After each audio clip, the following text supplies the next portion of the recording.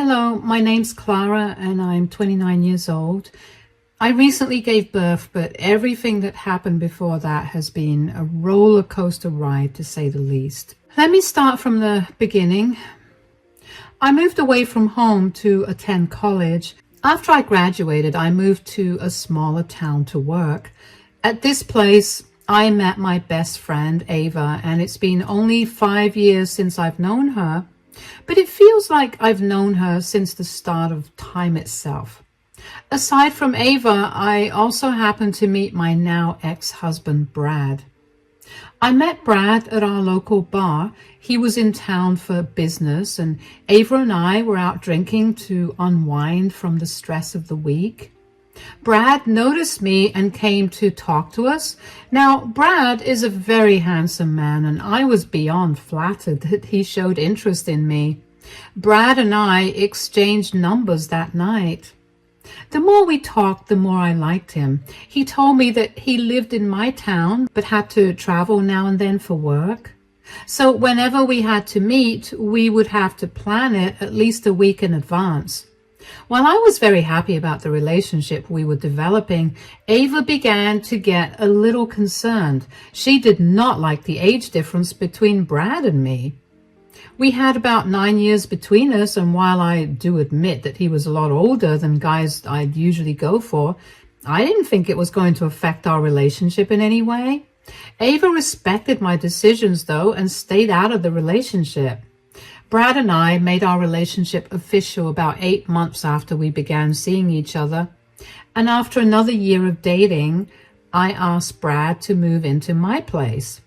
Now that I think about it, in all our time dating, Brad never once offered for us to go over to his apartment. He always had some excuse or another, and I naively believed him. Anyway, he moved in with me, and we were happy. But about 4 months after he moved in with me, I began to feel sick. So I went to the doctor and they ran some blood tests on me, only to tell me that I was pregnant. I had never planned to have kids, but I was happy about that news. I loved Brad and I was excited to have children with him. After I got back home, I prepared a huge dinner for the two of us to celebrate. When Brad got home from work, he looked surprised at the huge spread. "I have some big news to give you." "I can see that. There's a lot of food on the table. What is it?" "So, you know how I've been feeling very sick recently?" "Yes. Are you okay?" "Yeah, I went to the doctor, and after running a few tests, they concluded that I was pregnant." "What?" "Yes, I'm so excited about finally being able to have a child." "I know I never brought it up with you, but I've always wanted to have a child." That's great, honey." "What happened? Why do you not look so happy about this?" "It's just, aren't we having a baby a little too soon?" "Why would you think that? I mean, we're doing great financially, and we've been together for long enough, don't you think?" "I guess." You can't seriously be upset that I'm pregnant, right? You do realize that it isn't my fault I'm pregnant?" "You're right. I know that. I'm just worried, that's all." "Why are you worried? If it's about being a parent, we'll just read a few books and we'll learn as we go." "No, it's not that." "Then what is it?" "I just got some bad news from work." "Oh no. Did you get laid off?" "No. But I'm up for a promotion." "Oh my gosh, that's amazing. Why is that bad news?" "Well, in order to get that promotion, I'll have to travel a lot more, which means that I won't be able to be here with you a lot." "Oh no, even more than before. So I'll have to do this all alone?" "I'm afraid so." "Is there no way that you could turn this down or maybe cut back on flying?" "I would love to, but you know that having extra money will only be better for us, especially since we're going to have a child now." "You're right, I guess." "Hey, cheer up. I'll be here as much as I can, okay? Why don't we think about this later? Let's celebrate our good news right now. The more I think about it, the more excited I am to be having a child with you. Really? Absolutely. Now, why don't we dig into this awesome dinner? I was very put off by Brad's reaction to the pregnancy. I didn't like how his face fell and how he tried to cover up for it in the worst way possible. And I was even more upset that he had to travel more. I made it through that dinner without thinking about my feelings too much, and I made it through the next few days the same way as well, because I wanted to enjoy my time with Brad. When it came time for him to leave, I was very upset to find out that he'd be gone for 3 weeks. That was the longest I'd gone without seeing him since we started seeing each other.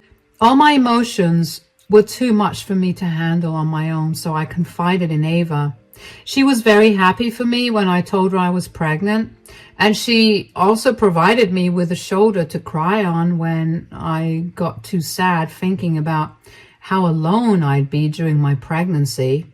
That was when she asked me why Brad and I didn't get married. Now, if there was one thing that Brad made absolutely clear from the start, it was that he did not want to get married. And I was okay with that because I wasn't looking for marriage either. But with the pregnancy and all that, I couldn't help but want to get married. So when Brad came back after his trip, I talked to him about it. Welcome back. I missed you so much. I missed you too, darling. How are you? Are you and the baby doing all right? Anything that we need to be worried about? No, everything's fine. I'm doing great. I'm only a little lonelier than usual. Once again, I'm so sorry that I have to travel even more now. It's okay. Being alone for longer has made me think of something, and I wanted to ask you about it. Okay, go ahead and ask away. Well, I was wondering, now that I'm pregnant and we're going to have a child and all that, why don't we get married? Married? You want to get married? Yeah, I mean, don't you think that now is as good a time to get married? Sweetie, you know how I feel about marriage. I know, but it'll just be nice, you know. It'll be a lot more official for me, and I would love to call you my husband. Wouldn't you like to call me your wife as well? I would absolutely love to call you my wife, but weddings are just such a whole ordeal. And then there's all the paperwork and family meetings and all that. I just don't want to deal with any of that. We can deal with every one of them. Hold on, all of them sound so pathetic, as in the reasons you're giving me sound so stupid. Do you not want to get married to me or something? No, why would you say that? Of course I want to get married to you. I just have a lot on my plate right now, and getting married is the last thing that I want to do. All I'm hearing is that you don't love me enough. I'm carrying your child, and all you can care about is your wants and needs. What about mine? Whoa, calm down, sweetie. You don't get to tell me that. I'm the one that's sitting home alone, and I never had a problem or even complained about you being gone for so long. You could at least just fulfill my one wish for us. I think your pregnancy hormones are making you act all crazy. Don't you dare blame my emotions on my hormones. I know what I'm feeling and why I'm feeling it. All right, I'm sorry, Clara. Sweetie, I love you so much and I will marry you, okay? But if you could just compromise with me, do you think we could have a courthouse wedding? I really want it to be a very intimate moment between us, and I don't want to socialize with anyone on that day. I don't mind that, I guess. Then we can get married anytime you want. Are you sure? Absolutely. How does the day after tomorrow sound? You could invite a friend or two of yours to be our witness if you like. All right, the day after tomorrow it is. I was so close to bursting into tears of frustration when I thought that Brad was going to say no, but I was glad that he ended up saying yes. Of course, I was not too happy about the courthouse marriage aspect, but I figured I could make peace with it because I was still getting what I wanted. The next morning, I called Ava to tell her the big news. Hey, Ava, how are you and the baby doing? We're great. That's good to hear. Has Brad come back? Yeah, he did last night. He's gone grocery shopping right now. Ah, that's good. So what's up? So I caught a lot about your question about why Brad and I weren't getting married. And I realized that I wanted to get married. So I brought it up with Brad and he agreed to us getting married. Oh my gosh, Clara, that's wonderful. I'm so happy for you. Yeah, we're getting married tomorrow at the courthouse. Will you come along to be a witness? Hold on, tomorrow at the courthouse? Clara, are you sure that you want to get married in such a rush? Of course. What do you mean? What I mean is, I know you and I know that you love big celebrations. This is not something you'd usually do. I know it really isn't, but Brad doesn't want to have a big party because he doesn't want to socialize a lot. Really? And you don't find that a bit odd, especially since he spends most of his days traveling and socializing for business? I did, but he said that he wanted it to be a very intimate, special moment for us. And I'm guessing that all that socializing has made him tired, which is why he wants a quiet event for us. He wants it to be so intimate he can still invite your closest family members. And even you know that your reason for his need to not socialize is stupid. What are you trying to imply, Ava? Just spit it out. Look, I'm not trying to be mean or say anything to hurt you. All I want is the best for you. And Brad seems a little wishy-washy about the whole thing. I mean, first, he wasn't thrilled about your pregnancy. Then suddenly he has to work a lot more. And then he won't even have a proper wedding with you. I love that you're concerned for me, but I'm happy. Isn't that all that matters? Sure, but I just don't want you getting hurt later on. I won't. I know what I'm doing. All right, then. I'm sorry if I crossed the line. It's okay. So, are you coming with Brad and me to the courthouse tomorrow? Of course I am. This is my best friend's wedding. I'm not going to miss it for the world. Great. We'll pick you up around 10 in the morning. See you soon. And congratulations on your engagement, Clara. Thank you. I'm not going to lie. I was a little peeved by Ava's response. I couldn't exactly place why at that time, but now, in hindsight, I realize it's because she was nitpicking the very same things I was trying to not think about because I desperately wanted to be happy. The next day, Brad and I got married at the courthouse and Ava bore witness to it. I thought that it was still a wonderful day, even though it was nothing like what I would have wanted my wedding to be. Two of the closest people to me were there with me, and that was all that mattered. Of course, when my family found out that I practically eloped, they were not very happy about it. When they found out that I'd married someone who was 9 years older than me, they were even more unhappy, but they too were respectful of my choices and wanted me to be happy. The only thing that did make them happy was the fact that I was going to give them a grandchild soon. After that, Brad's traveling only got more frequent. He'd be gone for 2 to 3 weeks at a time, and I'd have to manage myself. Ava would stay over whenever she was free. I could feel her disapproval of Brad grow with each passing day, and I was grateful that she never said much of a word about it. Brad tried his best to be there for me, and I did appreciate that. We'd call every night, and he'd text me every time he was free to check in on me. When he was there with me physically, he made sure to do everything around the house and take care of me to make sure the pregnancy was progressing well. However, since he wasn't there most of the time, Ava accompanied me to my regular checkups. When I hit the 6-month mark of my pregnancy, Brad was there with me, and he accompanied me to the hospital.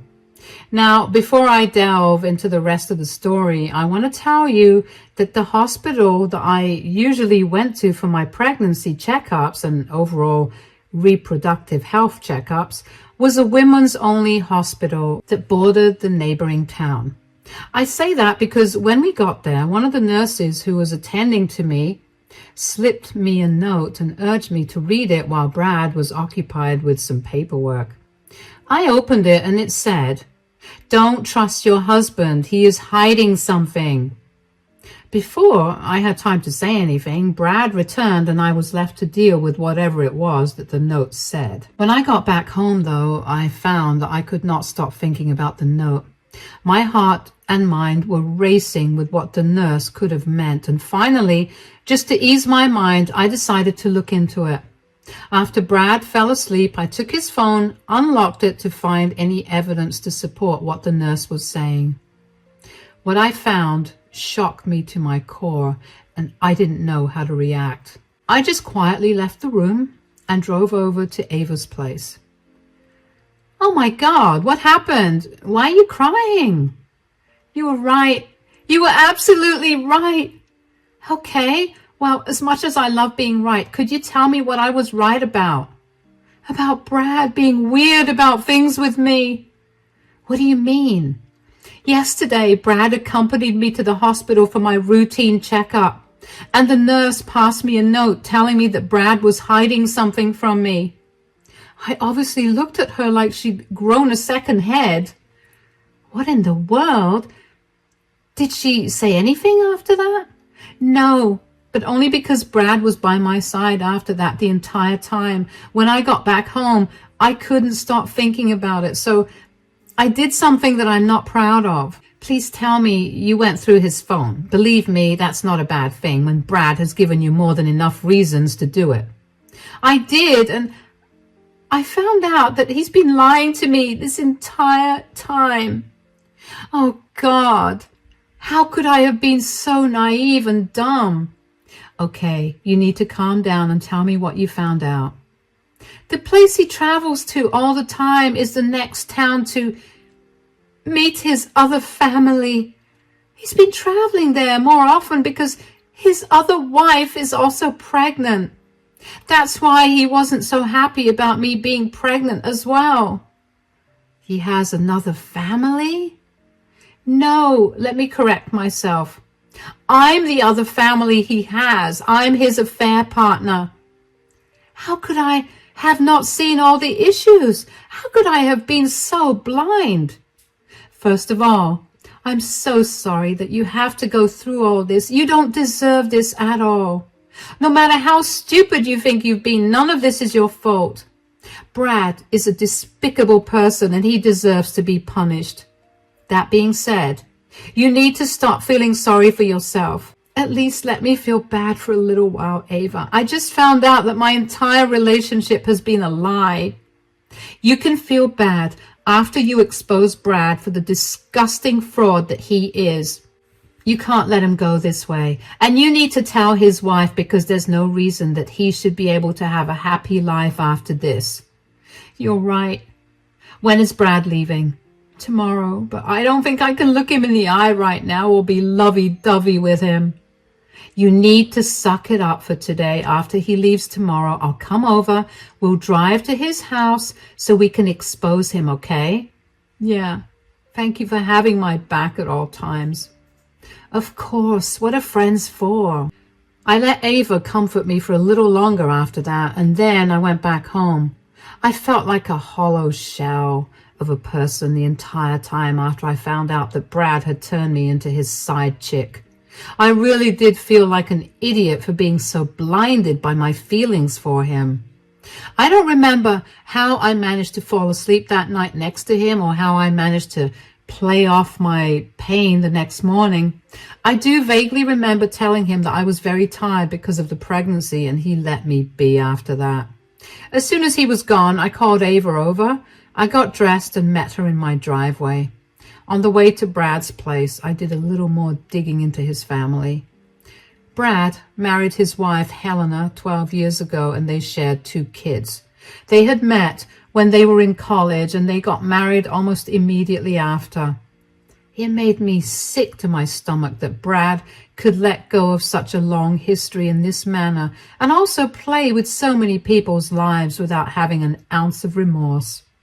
When we reached Brad's town, we asked around a bunch to finally get his address, and when we got there, I felt so nervous about meeting him and his wife. But one look at his driveway told me that he was not at home. That made me contemplate going over and knocking on the door anyway, but in the end, I decided that I needed to tell Helena what her husband had been doing behind her back. I walked over to the front door and nervously knocked on it. Helena opened the door as she looked confused. Hello, who are you? Hi, I'm so sorry, but does Brad live here by any chance? Yes, he's my husband. Why? Well, I don't know how to tell you this gently, but Brad's cheating on you. What?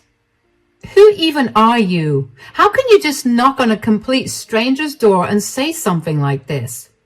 No, wait. Look, here is a legal document showing that Brad and I are married, and we only got married 2 months ago.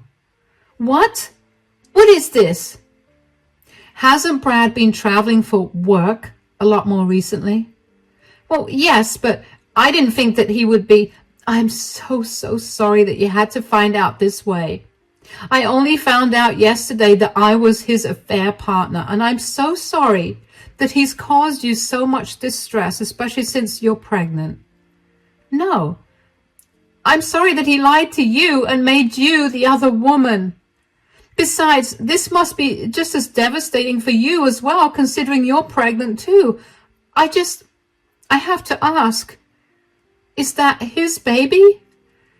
Unfortunately, yes. Wow, the absolute nerve of that man. Don't you worry about anything. I'm going to take care of him. He's going to regret messing with my family and you. Thank you so much. And I really am sorry that I had to tell you this in this manner while you're already going through a lot physically. Nonsense.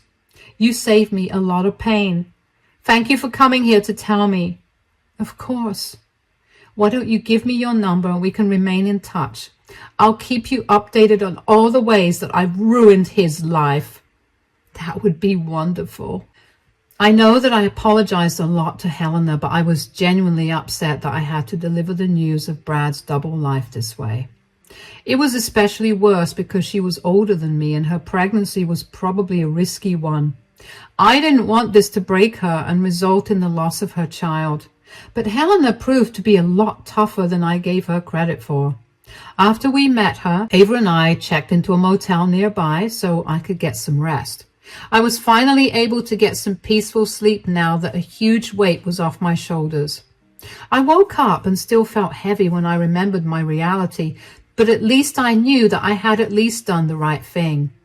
Ava and I left for home that night. On the way back home, I decided that I was done with Brad for good, so I blocked him everywhere. I didn't want him to reach out to me in any way, and I didn't want to be able to contact him either, in case I missed what we were a little too much. And that proved to be a good thing. I also made sure to pack up all of Brad's stuff that was in my home and put it in the storage room. I was sure that he would come over one day to yell at me for ruining his life, and I kept everything ready for him to take back. Just a few days after I met Helena, she texted me and asked me to send her all the proof I had of Brad and me being together.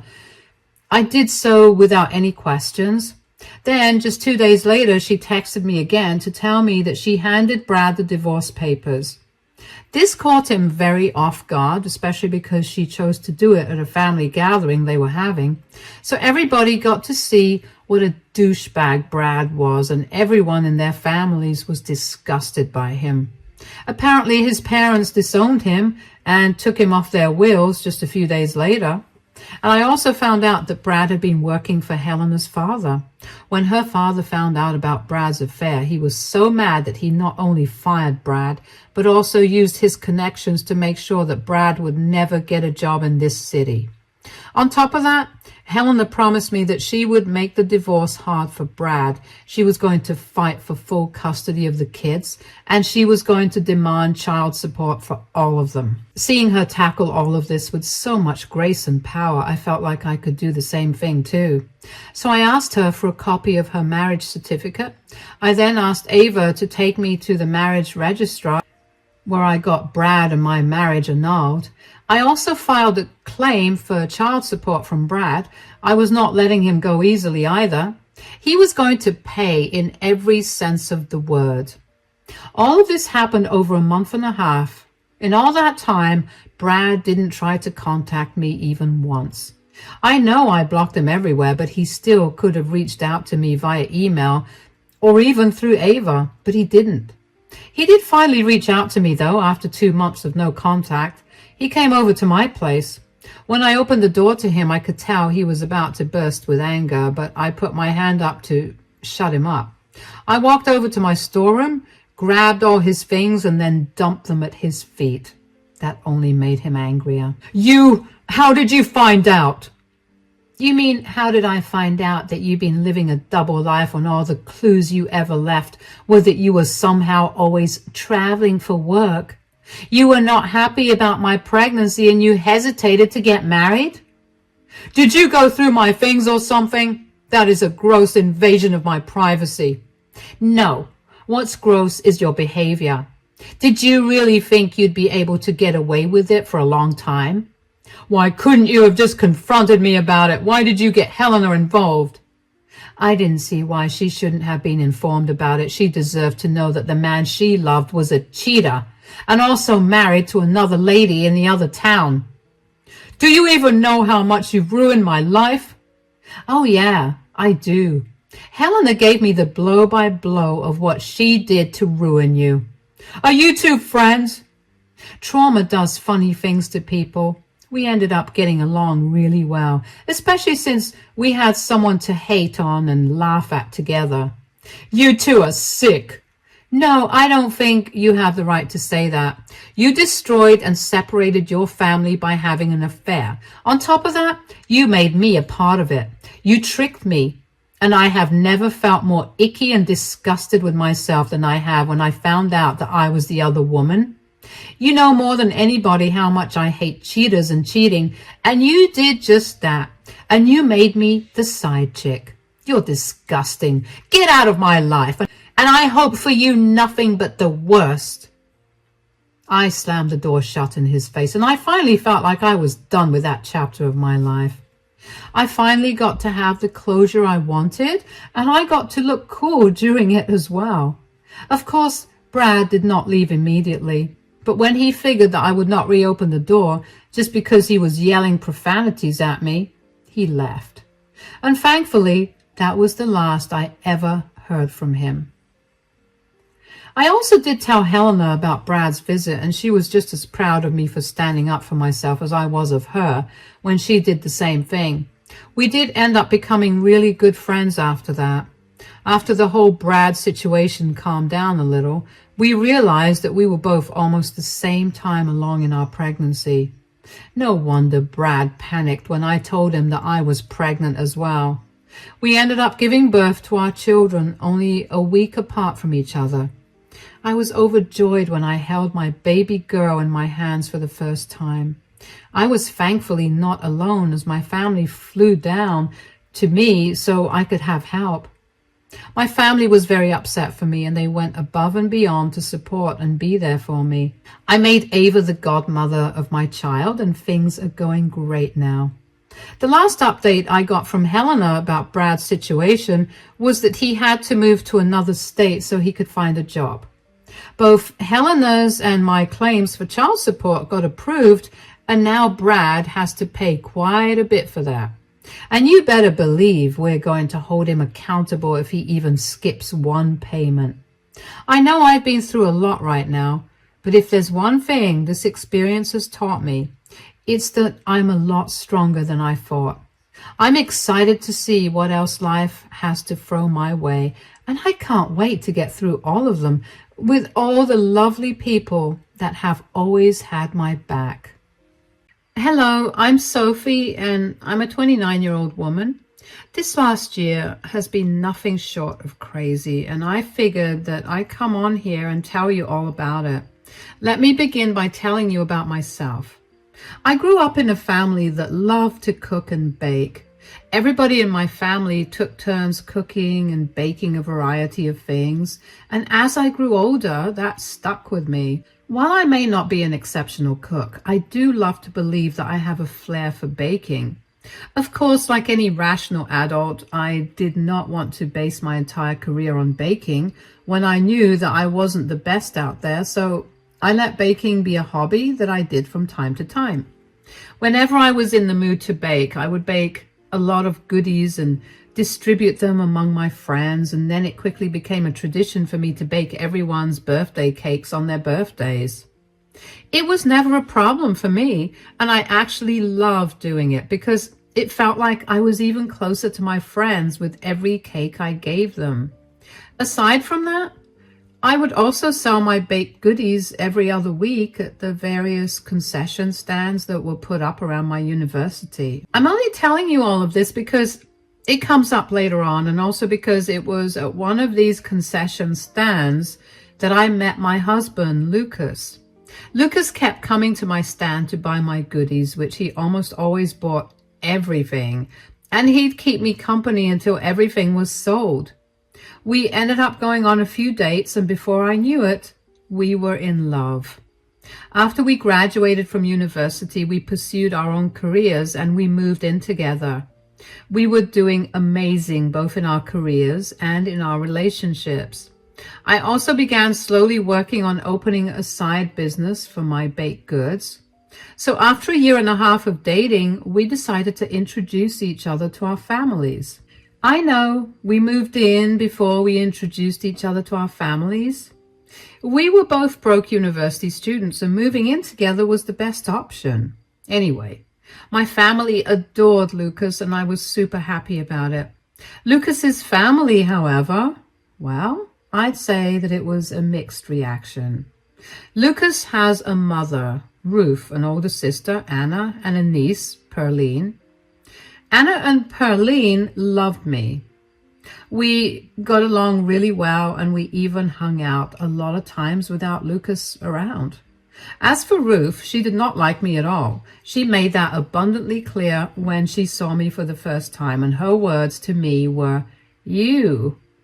It was very hurtful at first, especially because every time Lucas and I would go over to meet her or just spend time with her, she would never hesitate to ridicule me and insult me. Lucas would stand up for me, of course, but I would stop him before he could say anything too mean to her because I didn't want them to ruin their relationship over me. But the meanest thing Ruth did to me happened on one of my birthdays, about 3 years into my relationship with Lucas. I had a huge birthday party where I invited all of Lucas's and my family and friends. I was having a blast, and Lucas was trying his hardest to keep me away from Ruth. Unfortunately, she ended up catching up to us anyway. Happy birthday, Sophie. Thanks a lot, Ruth. I hope you got to have some of the cake. Yeah, I mean, it was okay. Not anything I would order on my birthday. Did you buy it from the dollar store? Mom! Oh, calm down, honey. I'm only asking. I made it, actually. That's a shame. I'm sure you'd have made a better cake if you weren't too busy eating the batter. What do you mean? Oh, sweetie, you look like you've put on weight. Surely you noticed that. Okay, that is enough. I mean, aside from the cake, the next disastrous thing is your dress. It's showing off all of your fat. It's disgusting. I almost didn't come over to talk to you because of how embarrassing it feels to stand next to you.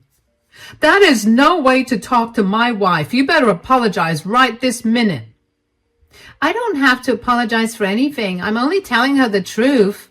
She's a grown woman, and she should be able to take criticism. Criticism and bullying are not the same thing. Bullying? I'm not bullying her. You are. And you're making her feel bad. This is no way to treat anyone, especially on their birthday.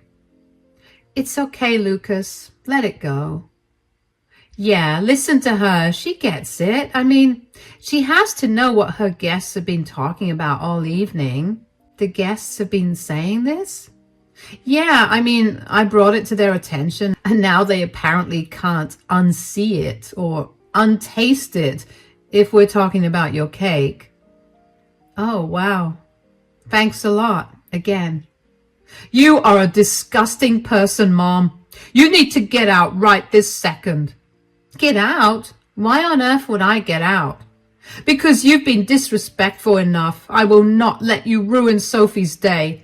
Get out and do not even think of contacting me until you're sincerely apologized to Sophie. Whatever. I don't know what wool she's got over your eyes, but you need to wake up and see the truth. I was not wrong about what I said. You may be blinded by love, but you can't be blind to reality. Out now! Words cannot even begin to describe how hurt I felt after Ruth insulted the way I looked and the cake that I baked. The only thing that stopped me from having a full-blown breakdown was Lucas having my back. Anna happened to see everything, and she was by my side in an instant. By the time Lucas got back after pushing Ruth to leave our house, I was not in any mood to continue the celebration. He called the night after that, and Lucas and Anna stayed back to make me feel better. Of course, Ruth was not sorry about what she said at all. She stood by it even when Lucas refused to talk to her.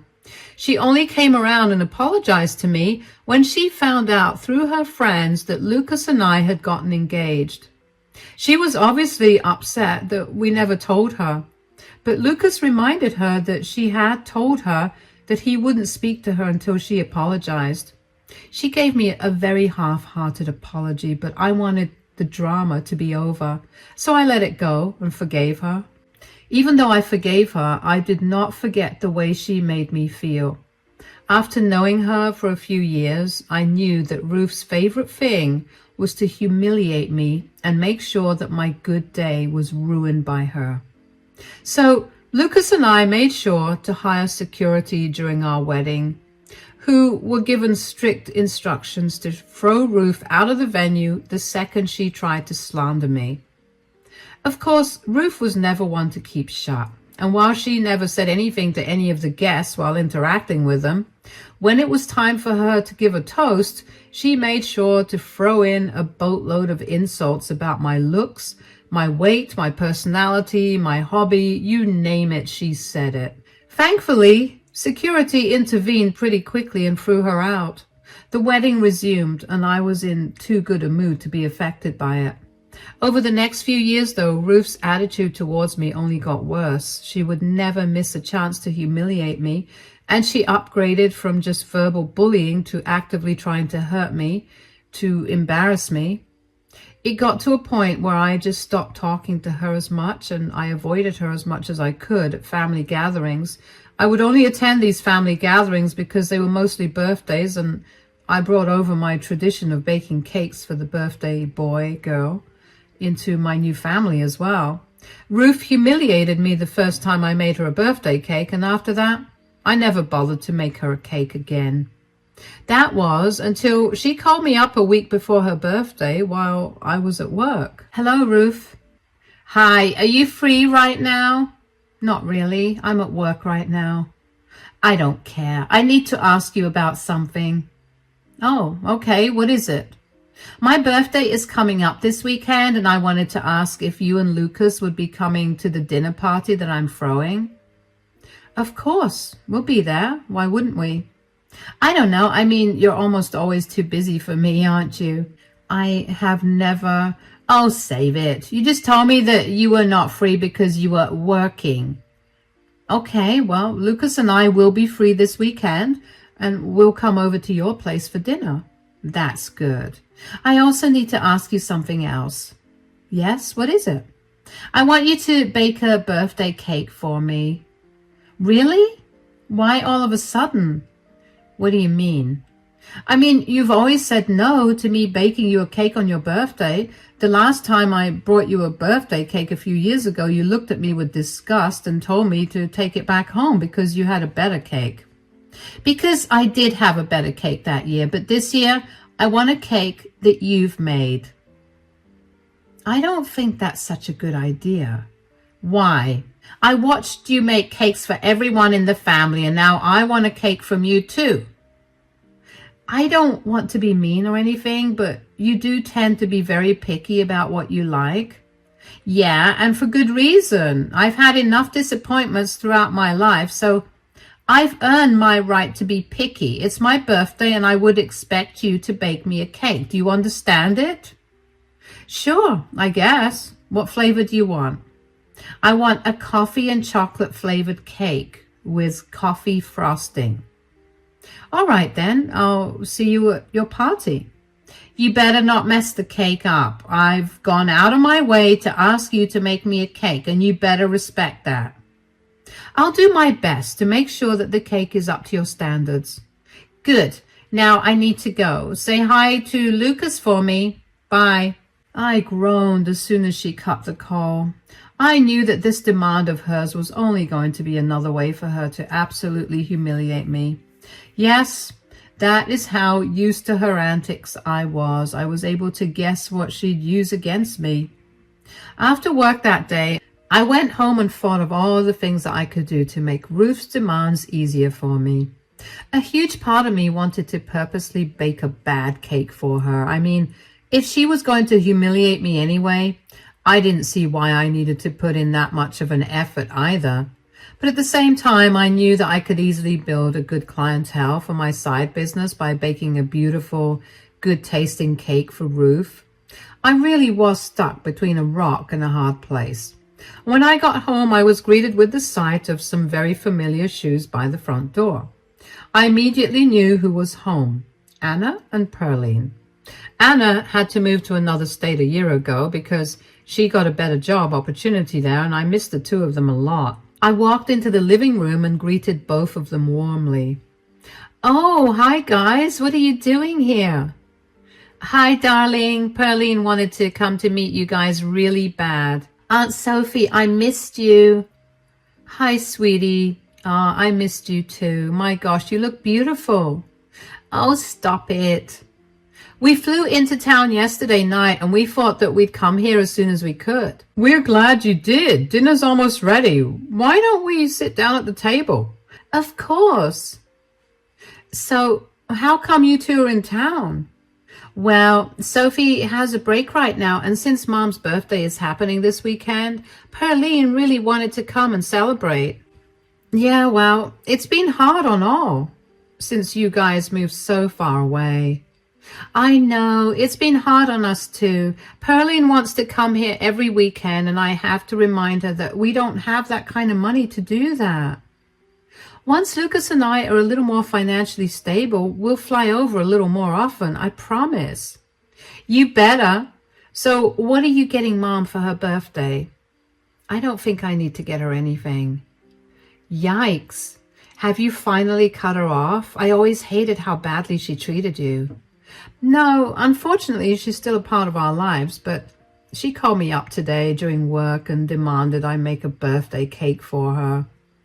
Whoa, are you serious?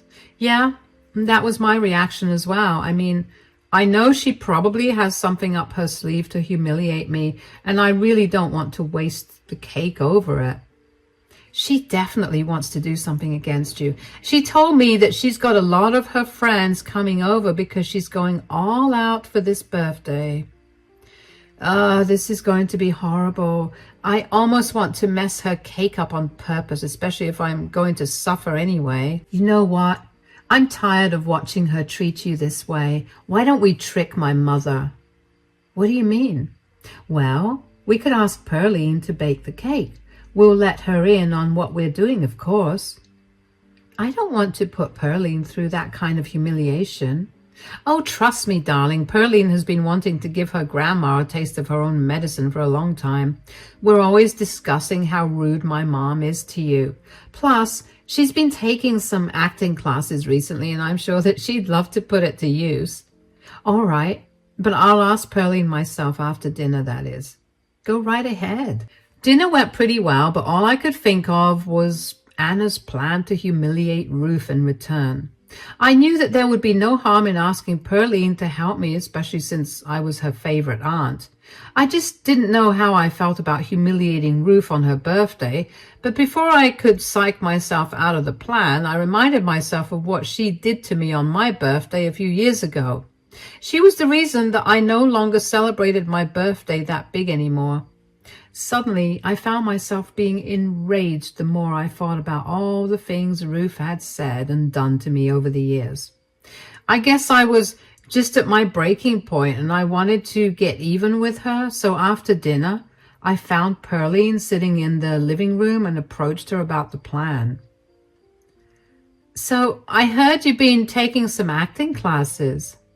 Yeah, it's a recent hobby I developed. Okay, don't tell Mom, but one of the best things about the classes is that I can now lie a lot more easily. Mom used to always be able to see through me, and now she always second guesses herself.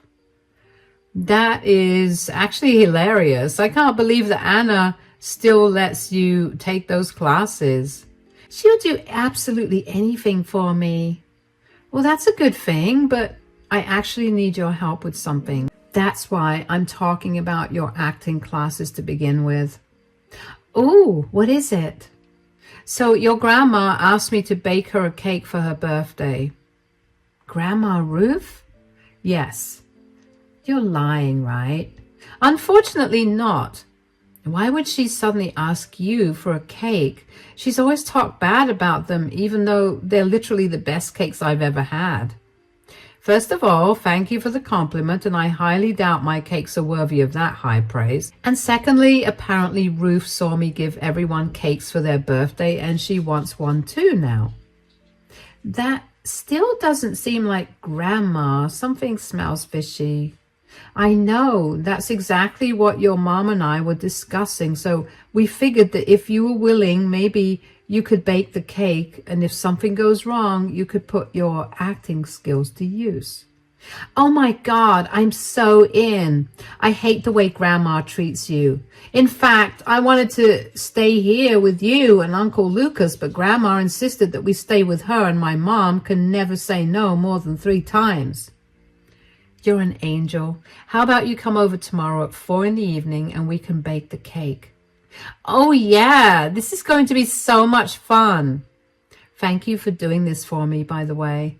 Please, I love you, and I want to make sure that Grandma gets put in her place. Plus, I get to be in the spotlight, and I love that.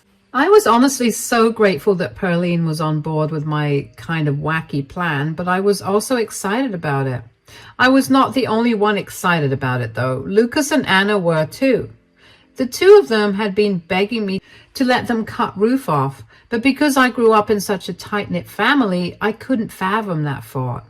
But after years of enduring humiliation from Ruth, I think I could let our relationship with her go, and I wanted to let it go in the biggest, most dramatic and humiliating manner. Over the next week, Pearline came over a lot. She practically would spend the entire day with me after I got off work. I sat at the kitchen island while Pearline baked the cake. Now, while Pearline may be a good actress, she's not the best baker. She still made a decent cake, although you could tell that something was off. The two of us laughed when we tried the cake out, and our excitement for Ruth's party only got bigger. Finally, on the day of Ruth's party, I carefully packed the cake and took it over to her place. I was nervous about what she planned to do, but I also knew that it was nothing good.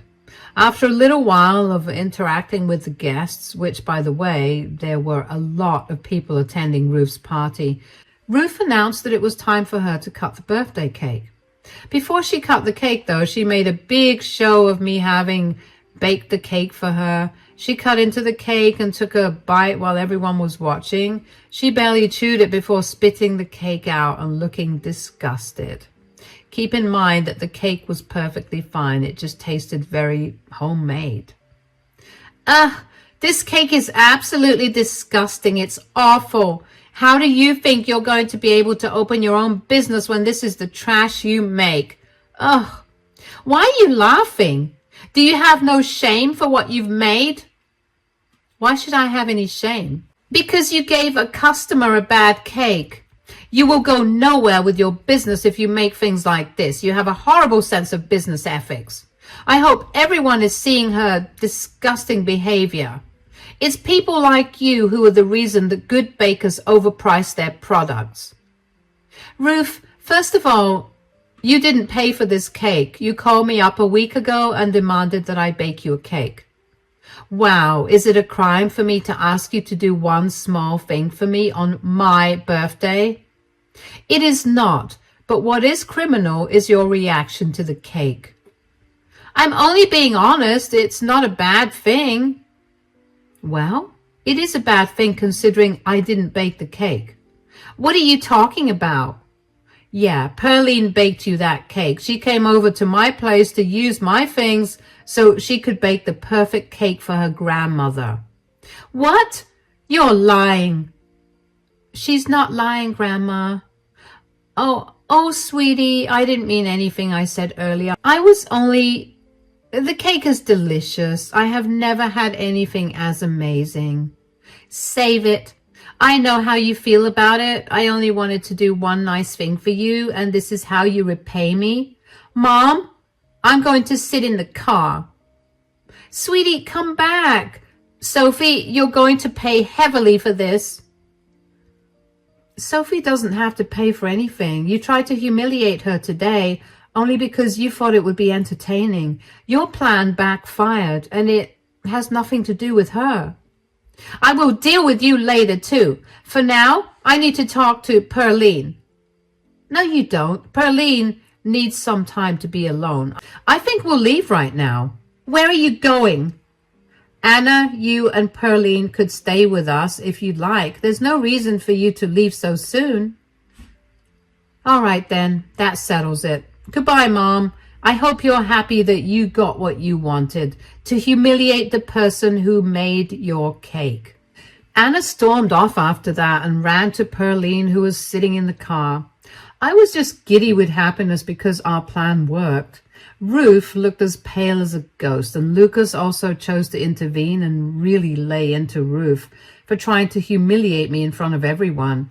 He purposely passed plates around with slices of the cake and asked everyone to try it and see if Ruth was being overdramatic. And of course, everyone thought the cake was fine. It's safe to say that nobody was okay with Ruth's behavior that day. The vibe at the party pretty much dulled after that, so Lucas and I went back home. Pearline and Anna were already inside the house, and we gave them a spare set of keys, and they greeted us with laughs. For the rest of the night, we kept discussing the look of horror on Ruth's face when she realized how badly she messed up. But of course, Ruth wouldn't just let us live in peace after that, as she came over the next day, and she looked like she was close to tears. I tried my best to be nonchalant about her standing at my doorstep. Oh, what are you doing here, Ruth? Can I please speak to Pearline? I don't think that's a good idea. I don't care. Just let me in right this second. Mom, Sophie, what's going on here? Ruth wants to come in and talk to Pearline. Absolutely not. Mom, you've done enough damage. At least leave Pearline alone for a little bit. Why should I leave her alone? I didn't mean to hurt her at all. But you did hurt her. She's been a mess, and we only just managed to cheer her up. I don't want her to get sad again when she sees you. Let me at least clear my name. I want her to know that the cake was actually delicious. I was just making a scene. No, you weren't just making a scene. You were trying to humiliate Sophie. That was disgusting behavior. Oh, now I get it. What are you talking about? Don't you see? Sophie purposely sabotaged me so everyone would view me as a monster. She passed her duty of making the cake onto Pearline. I didn't pass any duty to Pearline. She came up to me and asked me to take over. How was I supposed to know that you planned to humiliate me? Yeah, Mom, you sound insane. You can't just blame Sophie for everything. Besides, that was getting very tiring to be around. What do you mean? Do you honestly think everyone would have been by your side if Sophie actually did make the cake? You always make it a point to humiliate her, and this time you got to feel what you always make her feel. But I never destroyed her relationship with any of her family members. Isn't that what you wanted to do that day? You wanted to also destroy my business. Don't act like you're some saint. The only reason I still kept in contact with you was out of the pure respect for the role you played in Lucas and Anna's lives. But now, you're gone way too far. You're just too sensitive. It's not my fault. Great. Then it's not my fault for not letting you into my house. Goodbye. The sheer audacity that Ruth had to tell me that I was too sensitive had my blood boiling, if I'm being completely honest. I mean, I guess that was what I got for being too nice to her for so long and putting up with her bullying. The only silver lining was that everyone finally got to see her for the monster she was. Ruth, of course, did not leave me alone for a while. She kept trying to come over after that and talk to Pearline, but all of us were over Ruth's obnoxious behavior. So we took off to a beach resort early one morning and didn't come back home until a day before Anna and Pearline were set to leave. Even though I did say that Ruth got what she deserved, though, I will admit that a part of me did feel bad for lying to her. So I told Anna to confess to Ruth after she and Pearline left, and that was a great idea, especially because by then she'd realized just how royally she'd screwed up by exposing her true colors in front of everyone. And Pearline was happy as a clam at the idea of not having to interact with Ruth, and that did make me feel a little bad for her. I mean, which kid truly didn't like their grandparent enough to be happy about not spending time with them? Anyway, Ruth continued to harass me even more since I wasn't replying in person. She'd taken to social media to expose me. But Anna and Pearline had my back. I don't even know how, but Anna had a surprising amount of evidence against Ruth that showed her bullying and belittling me. That was enough for whatever little friends and family that were on her side to leave Ruth. It had been a good few months since Ruth's birthday by this point, and I was just exhausted from having to deal with Ruth's ugly behavior. I felt like it was all so childish and unnecessary. I had only continued to see Ruth's post and text out of curiosity about what she was saying and doing. But eventually I realized how much it was actually affecting me. So I did the best thing that I could do for myself, and I blocked Ruth everywhere. I don't know what she's up to anymore, and frankly, I couldn't care less about it either.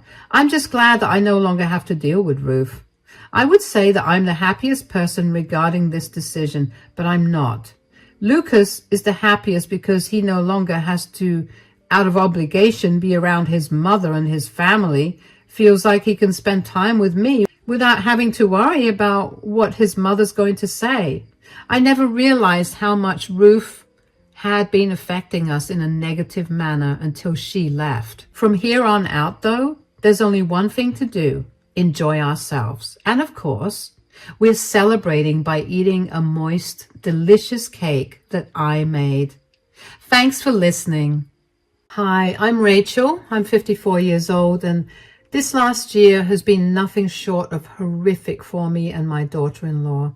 But before I get into that, allow me to give you some background information about my son, Ethan. Ethan is my only son. At the time of Ethan's birth, my husband and I were struggling a lot to get our business off the ground, but we desperately wanted to start a family, so we limited ourselves to only one child.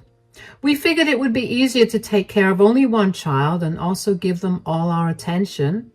And we did just that. We worked hard all day to provide for Ethan, and when we got back home from work, we gave Ethan our undivided attention. It was exhausting initially, but seeing Ethan look so happy made everything worth it. As the years passed, Ethan grew up into a smart young man. He still spent as much time as he could with us, even when he went off to college. Aside from being smart, Ethan also was a very good-looking person, and so with that came his personality shift into being a player. Now, my husband and I had no problem with whatever he did as long as he was staying safe and being rational about the decisions he was making. Ethan only had one long-term girlfriend who he dated in his junior year of university. He ended up breaking up with her only because I caught him talking to another girl a year after they graduated. They had been planning to move in together, but I managed to convince him to break up with her because if he was already talking to other women, then he wasn't in love with his girlfriend. My husband and I did begin to get worried about the kind of person our son was turning into after that. We tried our best to counsel him. We felt like everything worked out when he met my daughter-in-law, Valerie. The two of them met because of some mutual friends and apparently hit it off immediately. If I'm being completely honest, I adored Valerie the day that Ethan brought her home. She felt like the daughter that I never got to have. Ethan and Valerie dated for around 3 years before finally tying the knot. I thought that everything was going perfectly for Ethan, and by that point, all my worries about his morals and his behaviors were calmed. To make things even better, less than a year after the two of them got married, Valerie told us that she was pregnant. I was ecstatic at the idea of becoming a grandmother, especially because I got to be around a child without having any stress about the business, considering how successful my husband and I are now. After she announced her pregnancy, though, Valerie barely came over to our place. Before she got pregnant, my husband and I would regularly host Ethan and Valerie for dinner, at least once a week or every other week. I began to get concerned, so the next time I invited Ethan over, I asked him about Valerie. "Hi, Mom. How are you?" "Hi, sweetie. I'm doing good. How are you and Valerie doing?" "We're doing good." "Where's Valerie? Why didn't she come with you?" "Well, you know how pregnancy is." "Oh, no. Does she need help with anything? I mean, I'm free. I can help her do a bunch of things if she needs to." "Oh, no, it's okay. I reduced my working hours to help her around the house." "Sure, but I'm sure that a little more help would never hurt. Besides, being a woman who went through pregnancy too, I think I'll be able to offer a little more help and advice regarding her pregnancy." "It's really okay, Mom. I've got it all under control." "Are you sure?" "Yeah, I'll call you if we ever need anything." "Yes, you absolutely should." Speaking of calling, though, I should make an effort to call Valerie a lot more. No. No? Look, Mom, I was trying to be as gentle as possible about this, but Valerie has been begging for some space for herself." "What do you mean?" "She's been feeling a little smothered by all the attention and advice she's been getting from her side of the family. She told me to make sure that no one bothers her right now." "Oh, that's odd." "I thought so too, but it's probably her hormones or something. Anyway, all I know is that I want to make this pregnancy as comfortable as possible for her. And if that means telling everyone to leave her alone for a bit, then I'm doing that." Okay, I got it. I'll keep my distance, but I will call you to ask for updates if that's okay, of course. "Yeah, that's more than fine." "You're doing a great job, by the way. I'm sure that Valerie's having a much easier time with you by her side." "I really hope she is. Anyway, let's go out and get dinner now." I did think that Ethan's reasoning was off, but I didn't think about it too much. I mean, who was I to butt into how his relationship worked? I wanted to call Valerie after that, but I chose to honor her wishes. I understood how crazy pregnancy could make you. I mean, I was downright a monster when I was pregnant with Ethan. I figured that I would just wait for Valerie to call me whenever she wanted, and in the meantime, I could help Ethan with taking care of her whenever I could. Ethan rarely ever called me after that. He always seemed so busy.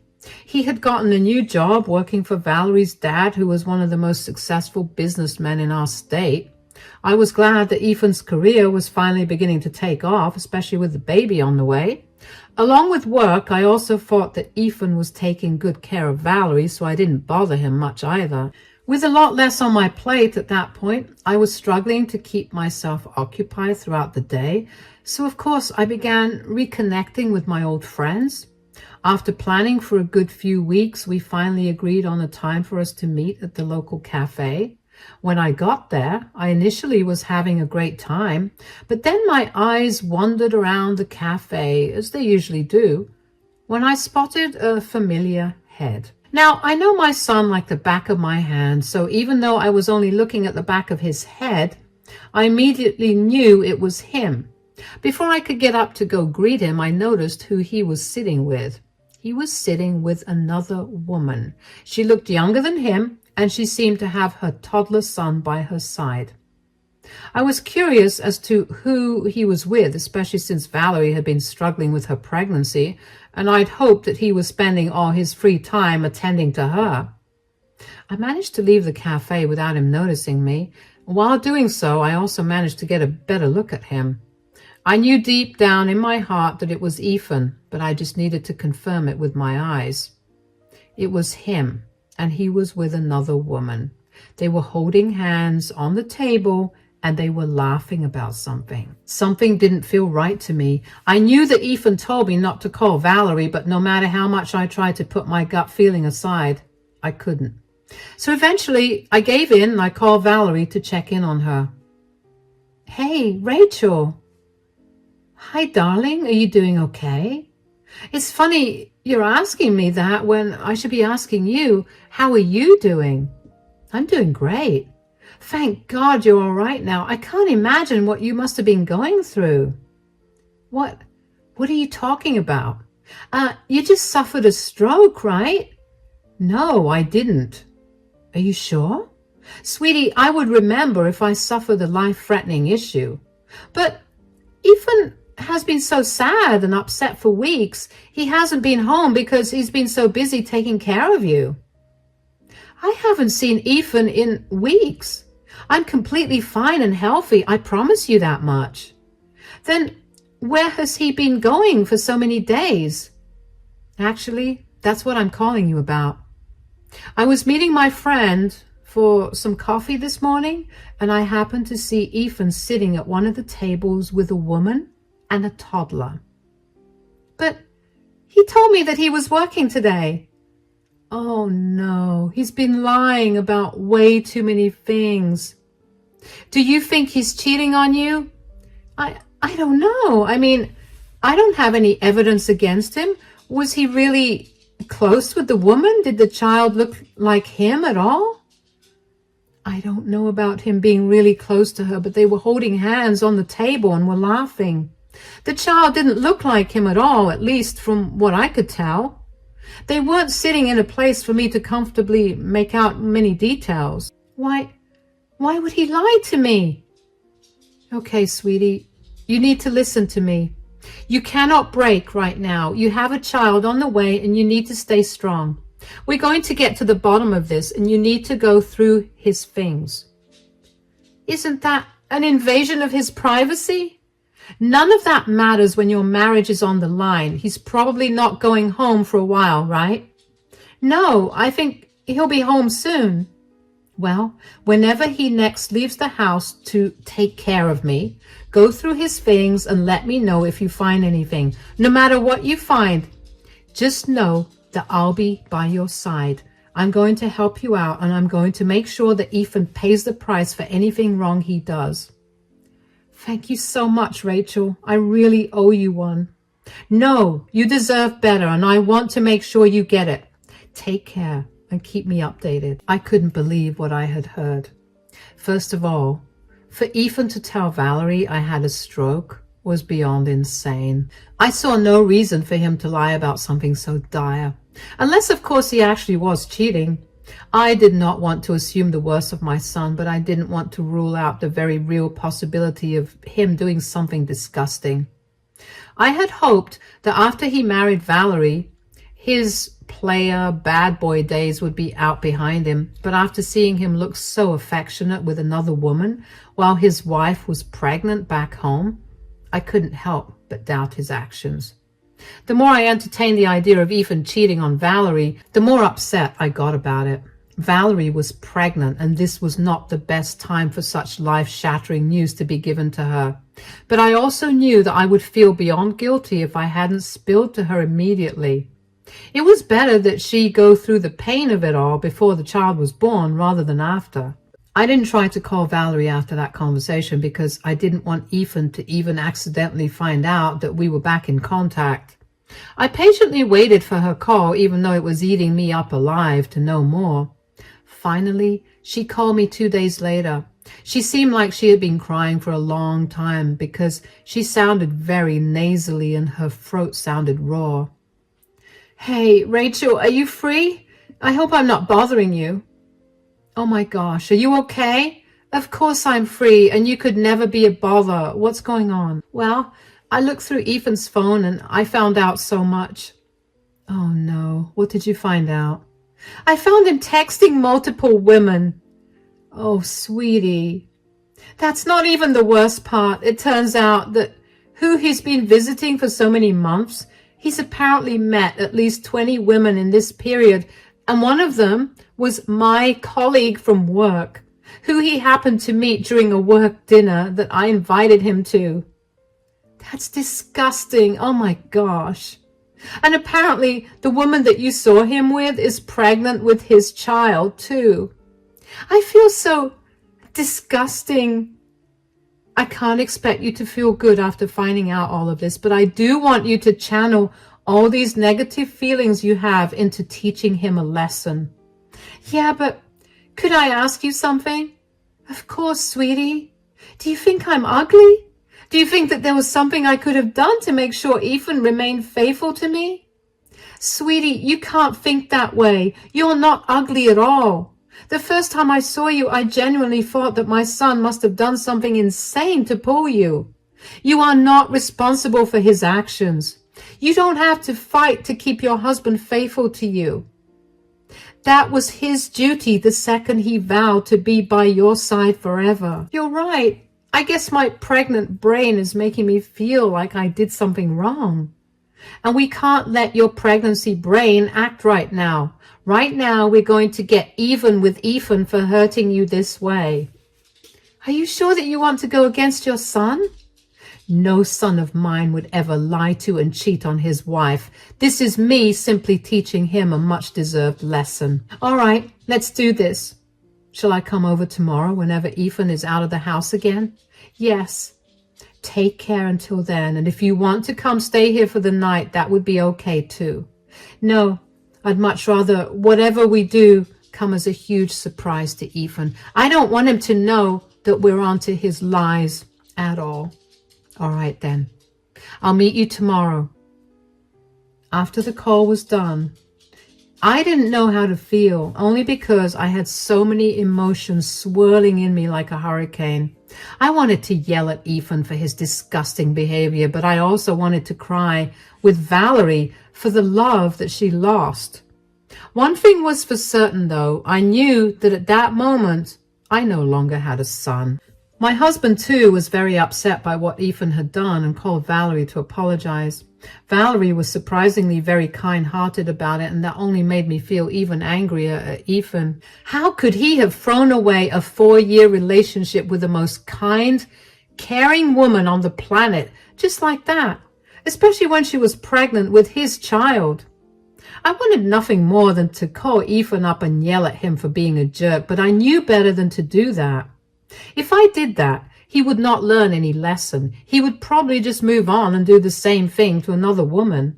He needed to be equally hurt by this just so he would never repeat it. And I was all for hurting him in the worst way possible. After barely getting much sleep at night, I made my way over to Valerie's place the next morning. Valerie's eyes were red and puffy, and she looked like a mess. I hugged her tightly when I saw her and then asked her how she was holding up. "How are you holding up?" "Well, I've managed to stop crying, so that's where I am right now." I'm really sorry for Ethan's behavior. I can't help but feel really bad that this is all happening to you. It's okay for you to feel bad about all of this, but you have nothing to apologize for. You're right. I just sometimes wonder if Ethan's dad and I raised Ethan better. That's a load of nonsense. You guys are wonderful people, and I'm sure you raised Ethan to be just like you. Ethan made his own decisions, and that is not a reflection of you two. You're absolutely right, but still, let me help you figure out how to get back at Ethan. I think I already have an idea. Oh, let me hear it. I was thinking of informing my dad about Ethan cheating on me. I'm sure with all the time he's been sleeping around with other women, he's been slacking at work. I'm sure that Dad is only letting him work with him because Ethan is my husband and Ethan needs the money, considering I'm pregnant. That's brilliant. Your dad can fire him and you can file for a divorce against him. But will your dad just blindly believe you? Of course. But he won't have to blindly believe me because I have all the proof I need of Ethan's cheating on me. That's my girl. That's so smart of you. Okay, and what about the woman that Ethan got pregnant? Does she know that he's married? From what I could tell, she didn't. Then I think it's time you tell her. Confront her with all the evidence and see what she says. Do you really think that will go well? Even if it doesn't, at least the woman will be informed. And if it does go well, then it'll be horrific for Ethan. Either way, it's a win. You're right. I'll talk to my dad about this. Oh, and ask him if he could make it as embarrassing as possible for Ethan. And I also think that you should go a step further and expose Ethan to everyone in the family. I'll help, of course. This will only make sure that no one will help him out. Do you think that's overkill? No. He is not allowed to cheat on his wife, lie to her and me, and then get away with it. This is a harsh lesson he needs to learn. All right, then. Thank you so much for helping me out. You have no idea how much this means to me. Of course, you're like the daughter I never had, and I have to help you out in any way that I can. And if you need help with literally anything, feel free to reach out to me. I definitely will. The events that unfolded after that were nothing short of amazing. Valerie talked to her about everything that had happened and even gave him proof of Ethan's infidelity. Needless to say, he was beyond enraged. Valerie was his only daughter and he was fiercely protective of her. So, of course, at her request, he fired Ethan in front of the entire office. He had apparently held a staff meeting for everyone where he then proceeded to lay into Ethan for his incompetence and his lack of loyalty. Ethan was red in the face from embarrassment and probably also anger, but he could not say anything against his father-in-law out of respect. The only reason I knew of any of this was because I got in touch with Valerie's dad and apologized to him for the way Ethan treated Valerie. He too assured me that I had nothing to apologize for and told me that I had done way more good for Valerie than Ethan ever had. My husband, Valerie's father, and I sat down after that and decided that if we wanted to take any further action to teach Ethan a lesson, we decided it would be best for Ethan to no longer live anywhere near us. Together, we pulled all the contacts we had so we could make sure that nobody would hire Ethan. With all of our reputations combined, that was a pretty easy task. Valerie also managed to reach out to Ethan's mistress, who was pregnant. She wasn't aware that Ethan was a married man and was very, very angry when she found out. She also apologized a ton and told Valerie that she'd end her relationship with Ethan immediately, and she did. She also told Valerie that she would be fighting for full custody of their child, and she urged Valerie to do the same. By this point, several days had passed since Ethan got fired. Valerie lied and told him that she was staying with her parents because she couldn't take care of herself all alone, which was kind of true considering how heavily pregnant she was. During the few days that she was away, she also filed for divorce. As soon as she got the divorce papers in hand, she rushed over to my place to ask me how to serve the papers to Ethan. However, Ethan also decided to show up at my house at that time. He saw Valerie's car in the driveway and practically stormed in through the front door in a rage. "What did you do? What on earth are you talking about? You manipulative snake! That is no way to talk to the mother of your child. Oh, were you in on this too? In on what exactly? I don't have a job anymore. Really? Did my dad finally fire you? Finally? You wanted him to fire me? Why would he want his cheating son-in-law to work with him? How did you even find out about that? I happened to see you sitting with the woman you recently impregnated at a cafe. After that, all it took was one phone call to Valerie for the truth to unravel. So you two didn't think it was fair to approach me about it? You had to go and tell your dad, Valerie? And you had to get me fired for it?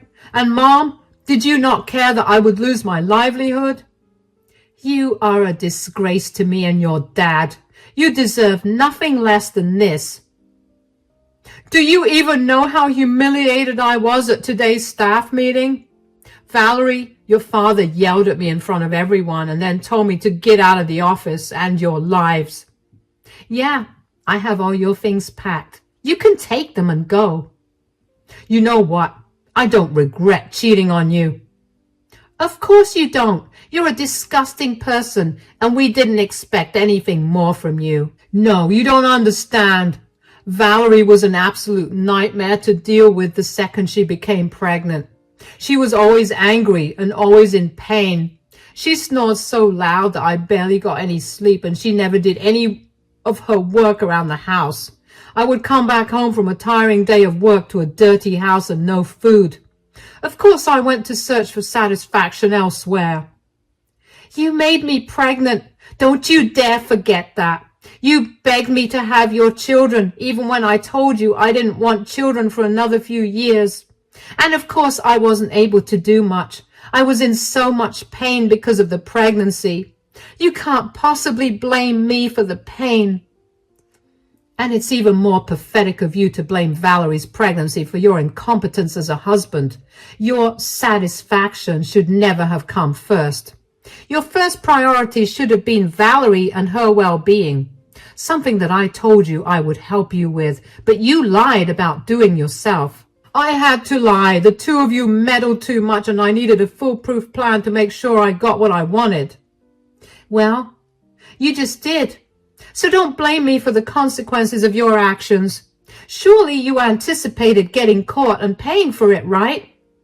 What I did not expect was you two teaming up against me. I don't see why I need to have any sympathy for you. Just take your things and get out. This is not over. I'm going to make your lives hell. Sure. Let me see how you do that when you have no job. What do you mean? Valerie's dad, your father, and I have made sure to put you on a statewide blacklist for your profession. No company is going to hire you. Good luck. What? Is this how you treat your own son? How can you betray your son this way? You are not my son anymore. You're nobody to me or your father anymore. We want nothing to do with you. Do us a favor and block and delete our numbers from your phone. Now get out before we call the cops on you. Ethan looked at me like as if he'd been slapped in the face. His eyes welled up with tears at the realization of his mistake caught up with him. Did I feel an ounce of guilt or sympathy for him? Absolutely not. The only reason that I was so enraged by his act was because I knew firsthand how a cheating partner could destroy a family. I went through it with my own parents, and the memories of my mother breaking down every single day because of how hurt she was still haunt me to this day. I felt no remorse or sympathy for Ethan, and frankly, neither did my husband. We had much more pressing matters to attend to anyway. Valerie was due to give birth only a few days after Ethan came over. We put Ethan on the back burner, but we made sure to change the hospital where Valerie was going to give birth, just to make sure that Ethan would not intrude. Thankfully, Valerie had a very healthy, normal birth, and I now have a beautiful baby grandson. A few weeks after Valerie gave birth, though, Ethan came back into our lives. He would come over to my house at any time of the day just to scream at me for ruining his life. He would first do that and then beg me for forgiveness. He tried to tell me that his other child with the other woman also needed him to be here. Apparently his mistress got full custody of the kid and he got visitation rights. But there was a clause for him if he did not follow his visitation schedule and missed 5 visits, then he could kiss his visitation rights goodbye. It would not be possible for him to visit this child of his very often if he did not find a job in this state, and in fact, he wouldn't be able to see either of them. Ethan's mistress was very kind towards Valerie and recommended to Valerie the same lawyer she used against Ethan to get full custody of their child. Of course, Ethan did not make the divorce or any of the child custody agreements easy for Valerie. It took a long few months for the court to decide what to do, and finally, they ruled in Valerie's favor. She was given a majority of the assets, and she was granted full custody of my grandson. Ethan had the same clause applied to him with the custody of my grandchild as well. And when the verdict was announced, I could see how physically stressed Ethan was about it. My husband and I blocked Ethan everywhere, and after we threatened to get the cops involved again, Ethan stopped coming over to our house to yell profanities at me. My husband and I focused on taking care of Valerie and our grandson.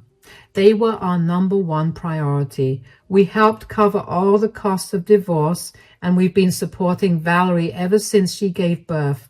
We felt it was the only way we could make it up to her for Ethan's horrible behavior. We're nearing the 1-year anniversary of finding out that Ethan had been cheating, and I can safely say that we're all in a better place right now. Well, except for Ethan. I heard through some extended family members that Ethan moved across the country and managed to land a job, but he's still doing miserably. I would feel bad, but I simply can't bring myself to. My grandson would have had a really hard time had Ethan's ways been exposed when my grandson was able to understand what was going on.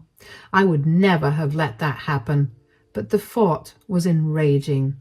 For now, though, I'm in a better place. I do mourn the loss of the son I thought I had, but I'm in therapy to deal with all my bizarre emotions. I have people that genuinely care for me by my side, and that's all that matters. Thank you so much for listening to my story. Hello, my name's Julia. I'm 28 years old. These last few months have been a roller coaster of events, and they all involve my entitled brat of a sister-in-law. But before I tell you about it, I need to tell you a little about myself. I grew up in a family that belonged to the upper middle class. I had quite a few privileges in life, but nothing that extravagant either. I still had to work hard to get the things that I wanted. I also have a very close relationship with my family, which is why I always go above and beyond to help those in my family. When I was 23, my last remaining grandfather passed away. He left me quite a large sum of money as an inheritance. While it wasn't enough to buy a house, I could buy myself a decent apartment in a good locality that was also relatively close to where my family lived. So I did just that, and only a few months after I purchased my apartment, I met my husband, Shane. Shane and I had a few mutual friends that introduced us to each other. We ended up clicking really well. We started dating almost immediately after we met each other. Aside from Shane and I having a lot of things in common, we also got along well with each other's family. The only exception being Shane's sister, Mabel. While the rest of Shane's family treated me warmly, Mabel was cold towards me. I didn't know if I did something to her, so I tried my best to be there for her. She was a good 6 years younger than me, so whenever Shane's parents asked me to give her advice on career prospects and college-related issues, I tried my best to help. But Mabel never warmed up to me. I later found out that the reason for that was Mabel was jealous of all the attention that I was getting, attention that she considered stolen from her. Mabel had to constantly have all the attention on herself, and if anyone stole it for even a second, she developed a resentment for them. I figured that I didn't want that kind of energy around me, so I kind of backed off from spending a lot of time with Shane's family, something that Shane was fully supportive of. Shane and I got married after dating for 4 years, and we had moved into an apartment at that point. And we were very focused on our careers, especially Shane. We wanted to start a family and we wanted to be as financially stable as possible. Shane was in line for a huge promotion at his work, so for the first few months after we got married, I barely saw much of him because of how hard he was working. I didn't mind that because we also made sure to make time for each other. About a year after we got married, though, Shane came home from work one day looking upset. After a little prodding, he finally told me what was bothering him. So, I have some bad news. Oh no, what's wrong? Do you remember that huge promotion I'd been working towards? Oh, sweetie, did you not get it? I did. Oh my God, that's great, isn't it? Of course it is. It's just that there is a downside to the promotion. Oh, what is it? It turns out I'll have to shift offices to Massachusetts. What? But that's all the way on the other side of the country. I know. I'm just so confused about what I want to do. I have until the end of this week to make my decision about whether I want the promotion or not. Sweetie, I can't leave this place. I have a house here. I don't want to live too far from our families. I know. I would never expect you to leave everything behind for this. You really want the promotion, don't you? Of course. I mean, I worked so hard for so many months. I'd be really upset if I didn't get to see all my hard work pay off, you know? I get that. You know what we could always do with the extra money? Anyways, we were planning on having kids. What are you saying? That I take the job? But what about you? Sweetie, we're married. We can definitely survive long distance for a while. Besides, we're also financially secure enough to fly back and forth every few weeks to visit. Are you sure about it? This is a big decision. I'm 100% sure. You shouldn't have to give up on your success because of me. We're strong enough to do long distance, don't you think? Of course, I know we are. It's just going to be hard to live extended periods of time without you. How often would we even see each other because you won't be able to take that much time off work either? Calm down, sweetie. I know that this is a big change, but we can iron out the details later on. For now, why don't we just celebrate your promotion? All right, dinner's on me. Let's go. I was devastated, but I also knew that if Shane did not pursue his career in the way that he wanted, he'd begin to develop some form of resentment against me. I also knew that if I left my comfort place, the same would happen to me. After talking about it for a few weeks, we decided that it would be best for him to work there for a couple of years maximum, and then after that, he could come back. While working there, we'd fly out to meet each other every 3 weeks. It would be a tough time, but I had faith that we could make it. Shane accepted the promotion and he was set to fly out in 2 months. After everything was finalized, like his stay there and all that, we told our families about the news. It was bittersweet for them too, but we made sure to give Shane a great farewell party because after all, Shane would be busy packing up to leave. Once we hit the last month of his stay with me before he left, Shane one day came back home and told me that he needed to ask me about something. Hi, sweetie. How was work? It was good, although I do have something to talk to you about. Oh? What is it? Well, Mabel called me today. How is she? Is everything okay with her? It's been a while since we heard from her. She's doing good. She's struggling to find a job right now, so she asked if we could help her out. Of course. Did you ask her to send her resume to you? Because you could give it to me and I could give it to a few people too. Yeah, I did, but she did ask for one more thing. What is it? She wanted to stay here for a few months. Wait, why? She wanted a change of scenery and she wanted to stay here for a while. Apparently my parents are bugging her too much, and so she's fighting with them a lot. What do you think we should do? I mean, I'm not quite sure. I love her, but these are your last months here before you leave for your big promotion. I mean, I don't want you to have to deal with anything that you don't want to. And no offense, but Mabel has a reputation for making things difficult. I know, but she's family and it feels so wrong to turn her down. Don't you think it's kind of odd that she only asked you after you told your family that you'd be moving for a job?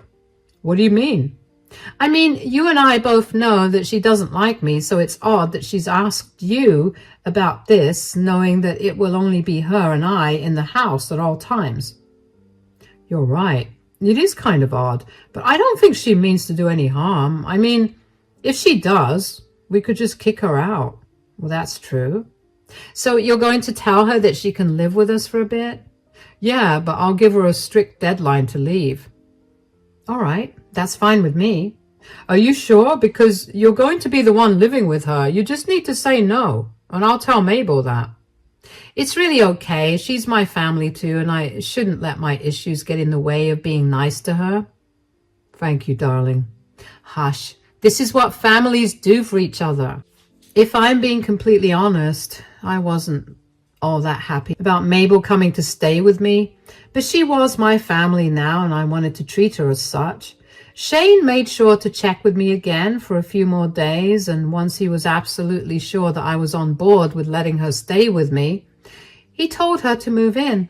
He made it explicitly clear to her that she had to move out in 2 months. Mabel agreed, and she seemed over the moon that she got to live with us. At first, things were going pretty well. Mabel was barely home, and we didn't think it was our place to set any time restrictions for her, especially since she was a grown adult who was responsible for her own actions. Whenever we did catch her, though, she was nice to us, and I was just glad that there was no tension between us at that time. However, that all changed pretty quickly. In fact, after just 2 weeks into Mabel moving in with us, Mabel happened to come down for breakfast with us one morning, which rarely happened considering she was always sleeping until noon. She seemed happy and she greeted us warmly. Good morning. Good morning, Mabel. Did you sleep well? Oh yeah, I'm so sorry I haven't been home much. I've been used to my freedom to do whatever, whenever, a little too much. It's all right. As long as you're safe and you're enjoying your time here, it's all good. Julia and I are going to get some groceries in a little while. Let us know if you need anything. I don't think I'll need anything specifically, but I do need to ask you guys something. Yes, what is it? Well, before I ask you that, I need to tell you guys that I'm dating someone. Oh, that's wonderful. What's his name? How did you meet him? His name is Nathan, and I met him at a club. A club? Yeah, my friend had a party at this club for her birthday, and Nathan and I got to talking. He's a really cool guy. How old is he? He's 26, and before you say anything, I know that you're thinking that he's a little too old for me, but he seriously makes me happy. Like I said earlier, as long as you're being safe, we have nothing else to say. Yeah, so what is the question that you wanted to ask us? Well, Nathan just lost his job and he's struggling right now. Do you think I could ask him to stay here with me? Absolutely not. What? Why? Because first of all, we barely know him. I don't want some stranger living under the same roof as me. It's dangerous. But he's not a stranger to me. He's my boyfriend. That doesn't make him any less of a stranger to us. And secondly, he's a grown man. He can figure out his housing by himself. He can't rely on a freshly graduated girl to provide for him. You have no say in this, Julia. Shane, come on. You understand me, right? You're okay with it, right? No, of course I'm not. I don't think it's okay for you to even ask us when we've graciously let you live here. I don't know what kind of hold Julia has on you, but she's changed you. You're not the amazing brother that I had growing up. Mabel stormed off to God knows where after that. I felt really bad for saying no to Mabel after she told Shane that he was not a good brother. Personally, if my siblings said that to me, I would have been crushed. But Shane assured me that it wasn't the first time that Mabel had said something rude just to get her way. I was then upset that Mabel being so mean was so normal that Shane had gotten desensitized to it. Anyways, Mabel kept her distance from us after that. She barely spoke to us unless it was absolutely necessary to. I tried to talk to her and explain to her where I was coming from, but she refused to even look at my face. Every time I was alone in the living room and she saw me there, she would dash into her room so she could avoid me. It took me some time, but I eventually made peace with Mabel being that way, especially because I had something more important to focus on. Shane was leaving for another state for work. It was really hard for me to deal with Shane leaving. It was a difficult time for us, and it took a few weeks to actually get used to Shane's absence. What did not make it easier for me was Mabel's behavior. With Shane not there, I guess she thought that she could treat me however she wanted to. She would throw insults my way, and she would make a mess everywhere, and whenever I asked her to clean up after herself, she would laugh at me. She would constantly ask me to let her bring her boyfriend Nathan over. I'd keep turning her down, and when that happened, she'd get all huffy and tell me that Shane left me to get away from my prude-like behavior. I was so close to kicking her out. In fact, Shane told me I was free to do it if I wanted to, but she was family, so I never did. That all changed when I came back home one day with my bags packed and outside the apartment. I rang the doorbell, and Mabel answered the door. What's going on here? Why are my bags packed and left outside? You're moving out. No, I'm not. Yes, you are. Mabel, this is my house. I'm not moving out. You can't just pack my bags and ask me to leave. Yes, I most definitely can do that. Pray tell, how can you do something like that? My brother pays the rent for this place. He's working hard, far away from us, just so he can pay for this place. I don't see why you have to live here. That makes no sense.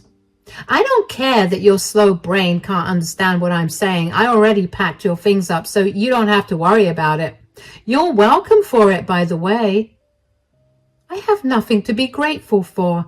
You can't kick me out of my own home. It's not your place.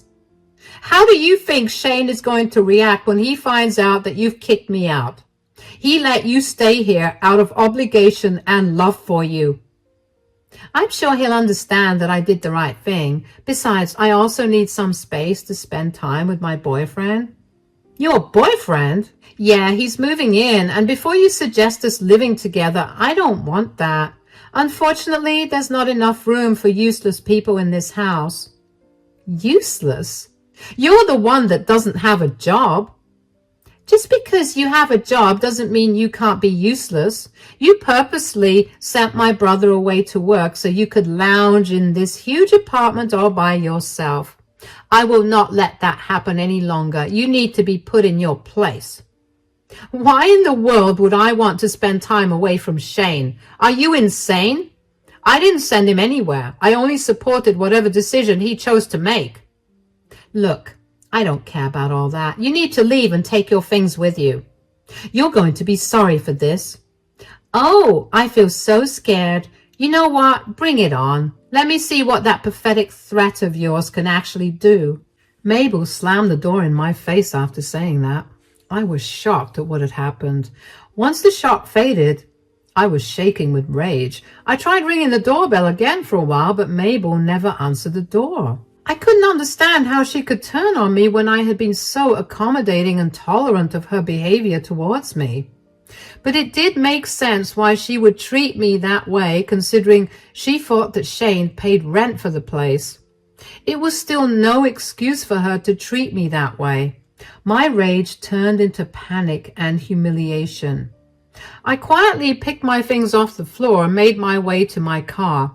I didn't know where to go, so I just drove around for a while. I checked the time in Massachusetts before calling Shane to let him know about what was happening and what to do about it. Hi, darling, how are you? Actually, not good. What? Why, is everything okay? It's not.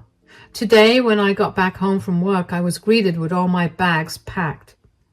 What do you mean? Where was Mabel? Mabel was the one who packed my bags and asked me to move out. What? Why would she do that? She thinks that I'm useless, so you shouldn't have to spend money on rent just to pay for me. She's also moved her boyfriend in to live with her. Oh my God, I'm so sorry that she's behaving that way. There's no need for you to apologize. I'm just upset at her audacity. She did not even seem to care about what your reaction would be to her kicking me out. She thinks that you'll eventually realize that she was right for doing that. That's insane. I would never be okay with that. I'm so angry that I want to give her a piece of my mind right now. You and me both. Do you want to do something about it? I'm only asking because I want you to know that I'm going to support you no matter what you do. I don't really know what to do. Mabel clearly doesn't know that the apartment belongs to you. Maybe there's some legal action you could take. Oh yeah, of course, I do have an idea, but I don't exactly know how you feel about it. What do you mean? I could report her as a trespasser and she would be escorted out by the police. It might even go on her record. That's a great idea. I was getting tired of her entitled behavior, and this is just the last straw. I will not have her kick you out of your own home. Are you sure? Absolutely. Besides, I really don't like her boyfriend. I'm sure it'll do him good to be taken out by the police. All right, I'll call the police right now and report Mabel. Yeah, just keep me updated about the whole thing, and if you need me to come there, just say the word. I'll let you know about it, but for now, I think I can handle everything. I knew that Shane would be on my side, but I just needed some more reassurance from him. When I got it, I immediately went down to the police station and filed a report against Mabel for trespassing. After proving my ownership of the apartment, the police officer asked me if I wanted to accompany them to my apartment. But I told them that I did not want to see Mabel at that point. They asked me to wait there or go someplace where I could wait a while until they got Mabel out of the house. I went over to my mom's house. My mom was appalled to hear about what had happened and offered to help me too. It took a long while, but eventually the police officers asked me to come back home and make sure that nothing was stolen. I practically raced back home, and when I got there, I looked everywhere to make sure I still had everything. Thankfully, everything was there. I thanked the police officers for their help, and they told me that they had a slight issue with getting Mabel out. They also told me to call them if I needed help with her again because she had been put on their record now. I was confused, but I was honestly too tired to ask what happened. The next morning, however, I got all my answers. Mabel called me to yell at me. You called the cops on us. I told you that you would be sorry for kicking me out. Why would the cops arrest us anyways? We were not trespassing in any way. This was a flat that Shane was paying for, right? No, he wasn't. I know you made up a huge bunch of lies just to get us arrested. Do you even know what's been happening? No, and frankly, I don't care. I'll have your bags packed, and I need you to come and pick them up by the end of the day. You got Nathan arrested. He's going to go to jail. Oh, how did that happen? We thought the cops were trying to force us out, so he put up a fight and ended up injuring the officer in the process. This is all your fault. You need to call the cops and tell them that you lied. But I didn't lie about a single thing. Don't test me, Julia. I've only been quiet about my dislike for you because I respect Shane. But if you don't call the cops and make things right, I'm going to tell my family about everything. And you're going to be shunned by everyone. What exactly are you going to tell them? That I kicked you and your boyfriend out of the apartment that I own? What are you talking about? The apartment that you kicked me out of is mine. I bought it right after I graduated. No, you're lying. You're trying to keep the lie up. I just know it. I have no reason to lie. You can ask Shane yourself. If you want me to send you the documents of my purchase, I can do that too. Why would you not say anything to me about it? Why was this hidden? I don't see why my affairs are your issue. It's not my fault that you made assumptions for which you have to pay the price right now. Yes, it is. You need to do something about this. If you had told me that you owned the apartment, I would not have anything on my record and Nathan wouldn't be in jail. I have nothing to do with this, Mabel. Shane and I were nice to you because you were family. You did nothing but make our lives hell. I could have kicked you out right after Shane left, but I didn't do that because I cared about you. This is no way to treat the person that's helping you out. Maybe you could learn something from this. Goodbye." But when Mabel started spreading lies, I was furious. So every time I got a call from a concerned family member, I would send them the video recording of the day that Mabel threw me out of my own home.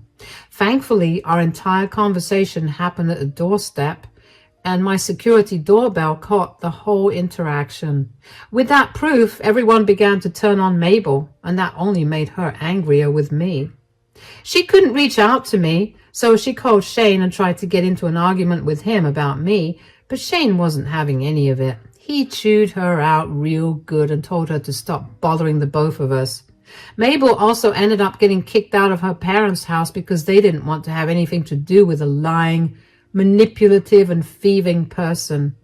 Eventually, Mabel gave up her huge ego and came over to my place to beg me to take her back. She cried and begged me to help her out because she didn't have any other place to go to. Now, here's the thing. Lawfully bad for her. No matter how much I wanted to help her, I couldn't let go of the feeling of getting kicked out of my own home. So while I couldn't help her live with me, I did suggest some alternatives for her until she got up on her own feet. She did not like that I wasn't helping her out, and she threw a fit. I had to eventually ask her to leave, and when she did not, I threatened to call the cops again. Thankfully, that got her out of the door almost immediately. I was paranoid about Mabel having a copy of the keys to my place, especially considering how she never returned it to me, even when I asked her to, so I made sure to change the locks, which was once again a smart move because Mabel did try to break in. I snapped after that and called the police on her again, and this time she got arrested for real. She was slapped with a hefty fine, and since it was her first offense, she got off with community service. I also managed to get a restraining order against her. It's been a good few months since all of this went down. It was really hard to get rid of the paranoia of her breaking in again, but eventually things calmed down. Almost everyone in Shane's family has cut ties with Mabel, although they're willing to let her back in once she realizes how bad her actions were, and she apologizes for it. I don't know what's been going on in her life now, and I'm happy to not know any of it. I'm just happy that she's no longer someone that I have to deal with. I'm happier now, and so is Shane. Never in my life did I think I'd have to deal with things like this. But it is comforting to know that I was able to handle this in the best way possible. Thanks for listening. Hey there, my name's Amber and I'm 30 years old. Today I want to tell you about how I managed to get revenge on my entitled stepsister. But of course, before I get into how that happened, I need to give you a little backstory. I was an only child to my two very loving parents. However, when I was 10 years old, my father was diagnosed with stage 4 pancreatic cancer, and within a few months, he was gone. It was devastating for my mom and I. I don't even know how we managed to get through the first few months of my dad's passing. The thing is, since my dad knew about this inevitable end, he put all his affairs in order. He gave all of his financial assets to my mom, and he left with the house. He wanted my mom to get married again after he passed, and he knew that my mom would be able to have a house of her own after. He wanted me to have a more stable future, so he gave the house to me. The house was set to be given to me the day I turned 18, but Mom was the executor of his will, so we lived in the same house until I turned 15. When I was 15, my mom introduced me to her boyfriend of a year. His name was Charlie, and he was genuinely the sweetest man. He still is. He made my mom happy again, and that was all I needed to see to approve of him. Charlie also had a daughter, and her name was Courtney. Courtney was only 10 when I met her, but she immediately did not like me.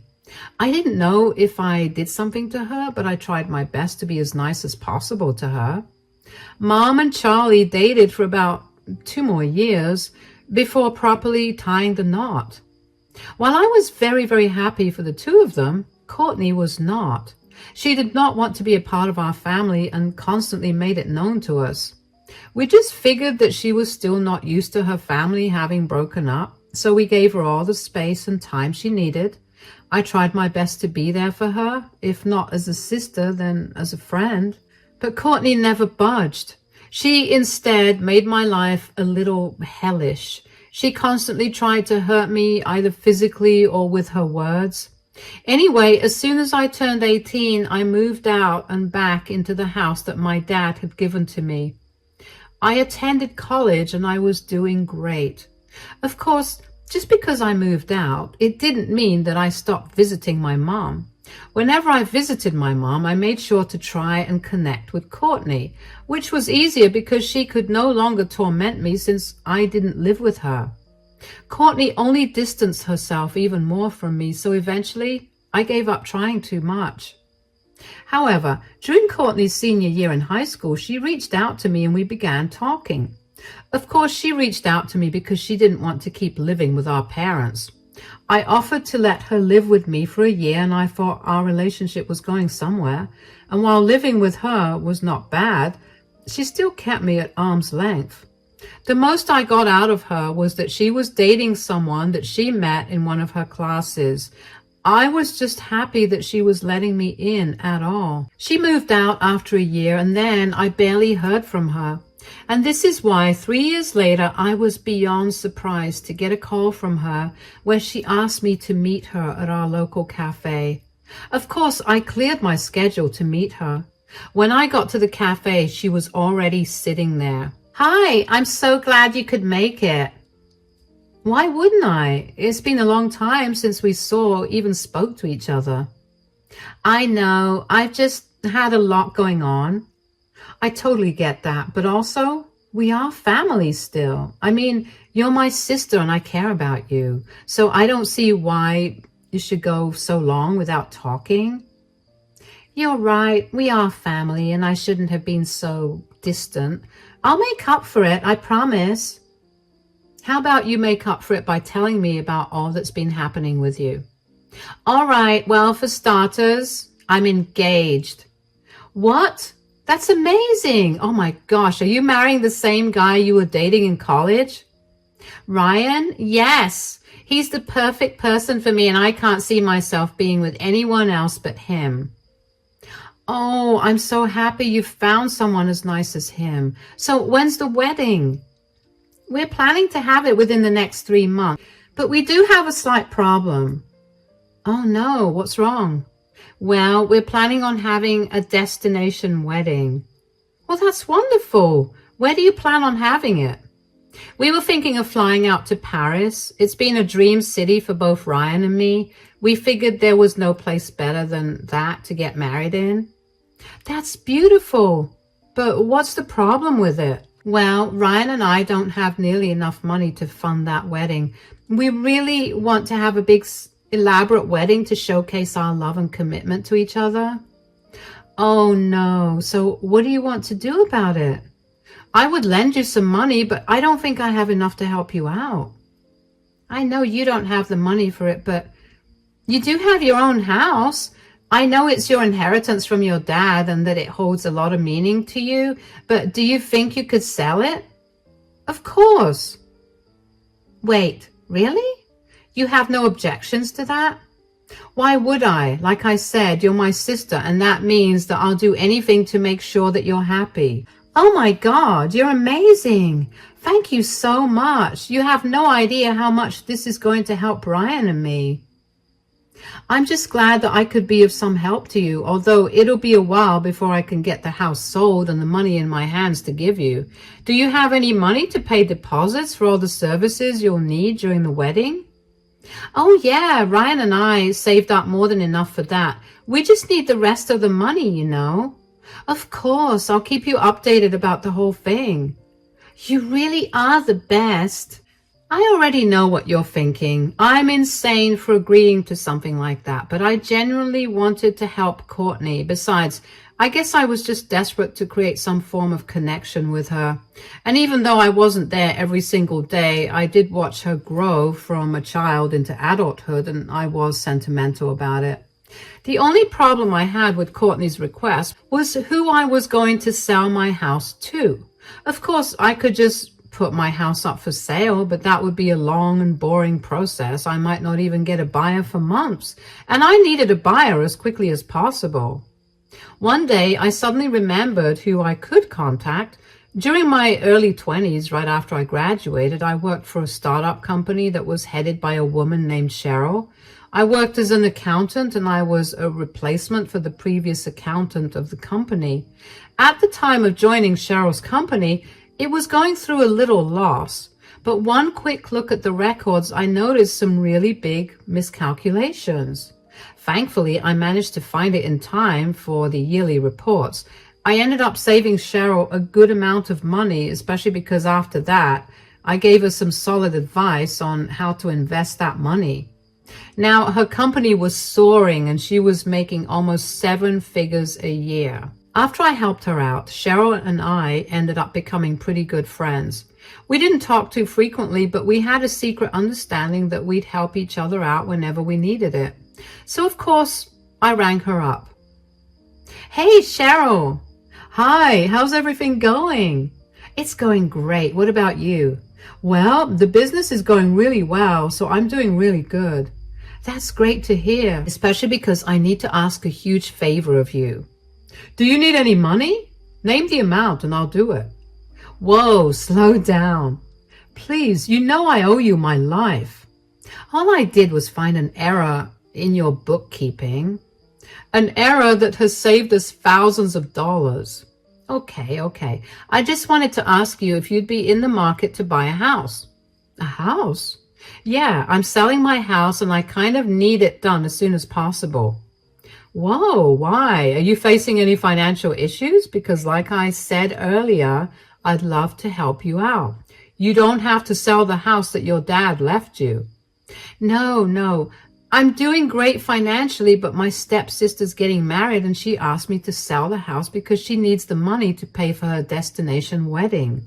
I don't know if you can hear yourself, but you sound kind of insane.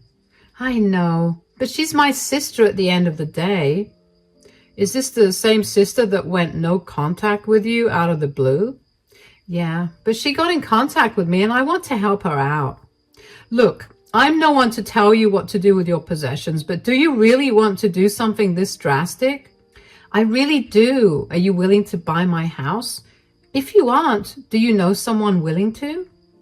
I'll buy it off of you. Don't worry about it. Thank you so much. You're my lifesaver now. Guess you could say that we're even now. Nonsense. But just so you know, even if I bought the house off of you, I'm not letting you move out. You're going to keep living there. And if at any point you want to cancel selling it, you can tell me and I'll have no objections. Thank you so much, Cheryl. Hey, what are friends for? Why don't we meet up tomorrow and discuss this in more detail? That's perfect. I was genuinely so grateful for Cheryl's willingness to help. I knew that she was going to be really nice about it too, but I did not expect her to offer to let me continue living there. I knew I made the right decision by asking her to buy the house off of me. We met up the next day and got to discussing the sale of the house. We got the house appraised and we realized that the house had appreciated quite a bit and was now worth $200,000. I was fully prepared to give the entire amount to Courtney, but Cheryl stopped me. She told me that she would only purchase the house from me if I promised to not give Courtney more than half, which was a fair deal to me. I saw no reason for anyone to have a wedding that cost $200,000. Aside from that, though, we got in touch with a good agent and began the selling process of the house. I gave Courtney the good news and she seemed beyond ecstatic about the amount that she'd receive. I was happy that I was able to help her out in general. I told Courtney that it would take a few months to process, but she could go ahead and plan the wedding of her dreams. After that conversation with her, I barely heard much from her. I assumed that planning the wedding was consuming all her time, so I didn't try too hard to get in contact with her. When I got the first installment of the payment for the house from Cheryl, I tried to contact Courtney, but she didn't pick up. So I called my mom because I figured that Courtney was keeping them in the loop. Hi, sweetie. How are things going with you? Things are going great. What about you? Oh, everything's just fantastic, although things are a little crazy around here with Courtney getting married and all that. Oh, yeah, I can imagine that. Yeah, Charlie and I did have a bit of a freak out when we found out that she was planning to have a destination wedding. Why? Well, we told her that we'd help provide for the wedding, but we did not have that kind of money for a destination wedding in Paris, which is why we're so grateful for your contribution to the wedding, sweetie.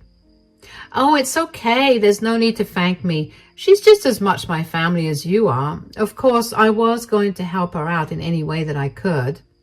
That's very kind-hearted of you, but I am super excited to see you at the wedding. Me too, but when is the wedding happening? Did Courtney not send you the invite? No, I haven't spoken to her in a while. Oh, she must have forgotten to send it to you. It's happening on April 23rd. How could she have forgotten to send an invite to the one person who has funded her entire wedding? Oh, sweetie, I'm sure it must have been a slight oversight on her part. I mean, wedding planning is no joke. It takes over you, and you barely have any time to think. Yeah, I guess. I still do think it's a little weird, don't you think? If I'm being very honest, yes, it is. I mean, I know I'm trying to make excuses for her, but I don't think any of that fully justifies her not sending you an invitation. Do you think I should wait for the invitation, or should I just confront her about it? She only sent out the invitations last weekend, so why don't you give her another week before confronting her about it? All right, I'll do that. Thank you for at least giving me a heads up about it. I really didn't know that she hadn't sent you an invite. I'm so sorry that you had to find out this way. No, believe me, it's better this way. Okay then, you take care. Now keep me updated about the whole thing. I couldn't shake the feeling that something was wrong no matter how hard I tried. It didn't feel right that Courtney could just conveniently forget to send me an invitation. I mean, I was paying for the whole wedding. If I was in her shoes, my first invite would go to whoever was paying for the wedding. Even though I felt like something was seriously wrong, I decided to give Courtney the benefit of the doubt. I didn't mention to my mom that I had the first installment of the house's sale just because I didn't want to give Courtney any money until I got an invitation. I knew that I promised to help her out, but I couldn't help but feel like giving her that money would backfire in the worst way possible. So I waited another week. I checked my email religiously every day to make sure I never missed it. Of course, by the end of the week, I hadn't received the email. I called Courtney up and she picked up finally. I guess my mom talked to her, which was why she picked up. Anyway, I tried my best to remain calm and cool so it wouldn't seem like I was desperate for answers. Hey, Courtney. Oh, hey, what's up? Nothing much. How's wedding planning going? Oh gosh, it's so exhausting. Everyone talks about how glorious their weddings are, but no one ever talks about how exhausting it is to have that glorious wedding. Yeah, it must be very stressful. I don't mean to sound rude or anything, but is that why you haven't sent me an invite? What do you mean? Of course not. Oh, then why haven't you sent me an invite? My bad. I've been so swept up with planning this wedding that I completely forgot to tell you. Tell me what? Apologies, but only real family members are invited. Excuse me? Well, you're not my real family, and I just wanted my wedding to have only the closest people there. So let me get this straight. I'm close enough for you to ask me to pay for your wedding, but not close enough to attend the wedding? Oh, come on. Don't be so hurt about it. I couldn't help it, okay? You've never been a part of my life. Yes, because you've actively kept me out of your life. You were the reason we never spoke to each other. I tried to reach out, but you'd ignore me. What do you expect? You're not actually related to me, and you're kind of boring. My mom is invited to your wedding, though. She's not your mother, nor is she your real family. How is that okay? But I'm not invited. Well, your mother is my dad's wife, so it would be awkward not to invite her, but I have no actual obligation to invite you. Wow, there's no need to be hurt. This is just the truth. I'm sorry you can't attend the wedding, but I'll make sure to send you all the pictures, just so you know you feel like you're part of the wedding still. No problem, of course. I would love to see all the pictures. No hard feelings? Absolutely not. I was boiling with rage. I couldn't believe the audacity that Courtney had to not only ask me to pay for her wedding, but also not invite me to it. I spent all my time trying to get closer to her, to develop a better relationship with her, and this is what I got in return for being nice. I was also really hurt by her actions. I was hurt by the way that she so nonchalantly told me that I was not invited. I was hurt that she never considered me her family. I was only something that she could use. And I'm sure I made it easy for her, considering how I was always eager to do anything that she asked of me. Once the hurt subsided, I was back to feeling incredibly angry. The thought of almost having sold my house to provide for a wedding for someone who barely cared if I was alive or dead made me quake with anger. I hated that my kindness had been used against me, and I wanted to get back at Courtney for doing that to me. In all my anger, I did the first thing that came to mind. I called Cheryl so I could cancel the sale of the house. I knew that she had told me that she wouldn't have a problem with it, and I hoped that she meant it. When she picked up the phone, she immediately sensed that something was wrong. Hey, Cheryl. Hi, is everything okay? Not really. What's wrong? Well, I'm going to have to pull out of selling the house. Oh, why is that? Not that I have an issue with it. I just found out that I'm not invited to Courtney's wedding. What? You mean the wedding that you were going to help pay for? Yeah, apparently I'm not her real family member. Wow, that's some nerve she has. Tell me about it. That's why I want to pull out of the deal. I don't see any point in helping her out. That's more than valid for a reason. I mean, I promised you that I would let you back out at any point, and I'm honoring that promise. Thank you so much. Of course. If you need me to do anything else for you, though, let me know. I don't think there's anything else for now, but I do need to ask you something. Yes? It's just, now that I've said that I'm not paying for Courtney's wedding out loud, I'm beginning to hear what a big decision that is. I'm not doing the wrong thing, right? Absolutely not. That house was given to you by your dad, a man who loved and cared for you very deeply. It would be beyond disrespectful to him if you sold it to pay for someone who barely even considered you her family. You're right. I'm just hurting a lot right now, and I don't want to make any decisions that are going to affect me in the long term. This is not going to affect you in any way. You're standing up for yourself, and that's never a bad thing. If you're worried about the impact this will have on Courtney, you shouldn't. That's something that she should be worried about, considering she was stupid enough to not invite the person paying for her wedding. You're right. Thank you so much for helping me. Just because I was angry, it didn't take away my humanity. I guess saying my plan out loud did make me feel bad for Courtney, especially because I knew for a fact that she would have planned an extravagant wedding with the amount of money that I told her I would give her. But Cheryl was right. I couldn't let her take advantage of me, nor could I lose something that was given to me with so much love over someone who didn't care enough about me or the significance of the house to me. I will agree, in hindsight, even the request to sell something so precious to me was beyond absurd, and I knew I had made the right decision with selling the house to Cheryl, because she had my back, well and truly. Within the next week, I returned the money that Cheryl had given me for the sale of the house. We then planned a girls' day out on the day of the wedding, so the thought of the wedding wouldn't remain on my mind.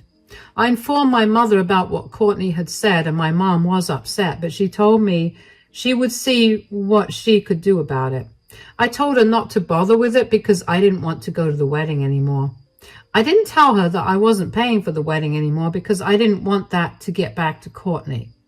It took a while to get over the hurt of it all, but I eventually did, thanks to Cheryl, of course. My temper was once again tested when Courtney purposefully sent me hundreds of pictures of the wedding and told me that I had missed out. I remained calm and waited until the day that she would ask me to pay for the wedding. And only 4 days after her wedding, she called me while I was at work. "Hey, Amber." "Oh, hi. Is this urgent? Because if not, I'm really busy right now. I don't have time to talk." "This is actually kind of urgent." "Okay, what is it?" "I don't know if you saw any of the pictures, but I just got married." "That's good, but how does this concern me?" "Well, you need to pay for it, remember?" "No, I don't." "What do you mean? You're going to sell your house so you could help me have my dream wedding." "Yeah, but then I didn't see why I had to pay for something that I wouldn't be a part of." You can't be serious." "That's what I thought when you told me that you weren't inviting me." "You can't go back on your word right now." "I went back on my word the day that you told me that I wasn't invited." But what happened to me being your sister and you doing anything for me?" "You made it clear that we aren't sisters. And since that is the case, I see no reason for me to help you out. Especially if helping you out means selling something that was given to me by someone who actually cared for me." "Why didn't you tell me anything? How am I supposed to pay off this huge bill?" "Oh, right. Apologies. I was busy with work." "What is wrong with you? You tricked me. You cheated me out of my money." "I didn't cheat you out of anything, and it was not your money. It was mine, and I was going to give it to you, but I never did." "I can't pay this bill. I don't have $100,000 on me. I already have my student loan to pay, so this will never get paid off." "You should have thought about that before you uninvited the one person who was funding your wedding." "I'm going to sue you. You tricked me." "Courtney, the agreement for me to help you was never written down anywhere. It's your word against mine. There's no use in trying to sue me." "I can't believe that you're willing to treat your family so cruelly." "I'm not treating my family cruelly, remember? You said that I was not your real family." "Why are you making my life hell?" "I'm not doing anything. You brought this on yourself. Now, if you'll excuse me, I have to get back to work so I can go back to my beautiful home and relax. Goodbye." I could hear Courtney gasp before I cut the call, and I couldn't help but laugh at that. Oh, the hurt that I was feeling felt like it had vanished now that I got my sweet revenge. But of course, that was not the end of it. I still needed to know about how Courtney was going to pay that bill off. And don't worry, I found out, and I'm going to tell you about it. After that phone call, Courtney kept blowing up my phone with hundreds of calls and texts that ranged from her begging me to pay off the huge wedding bill to her insulting me for being a bad sister and a bad person. Of course, under normal circumstances, I would have felt horrible, but since she made it crystal clear that I was not a part of her family, I saw no reason to feel bad. I only found out about what happened with Courtney when I spoke to my mom. She called me about a week after my phone call with Courtney. I kind of expected her to be upset with me for going back on my word, but surprisingly, she was completely on my side.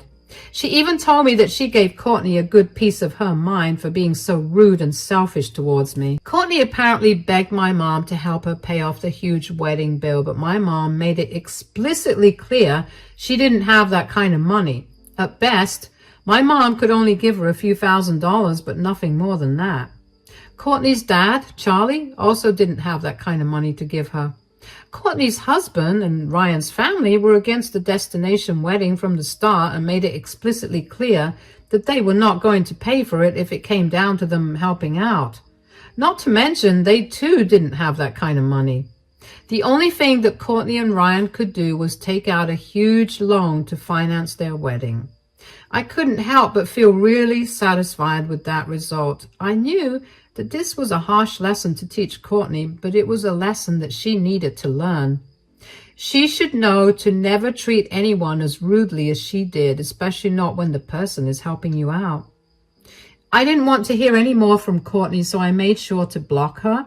My mom did give me regular updates, but that stopped because Courtney cut off contact with them since they didn't help her pay for her extravagant wedding. Not that it's a bother to us anyways.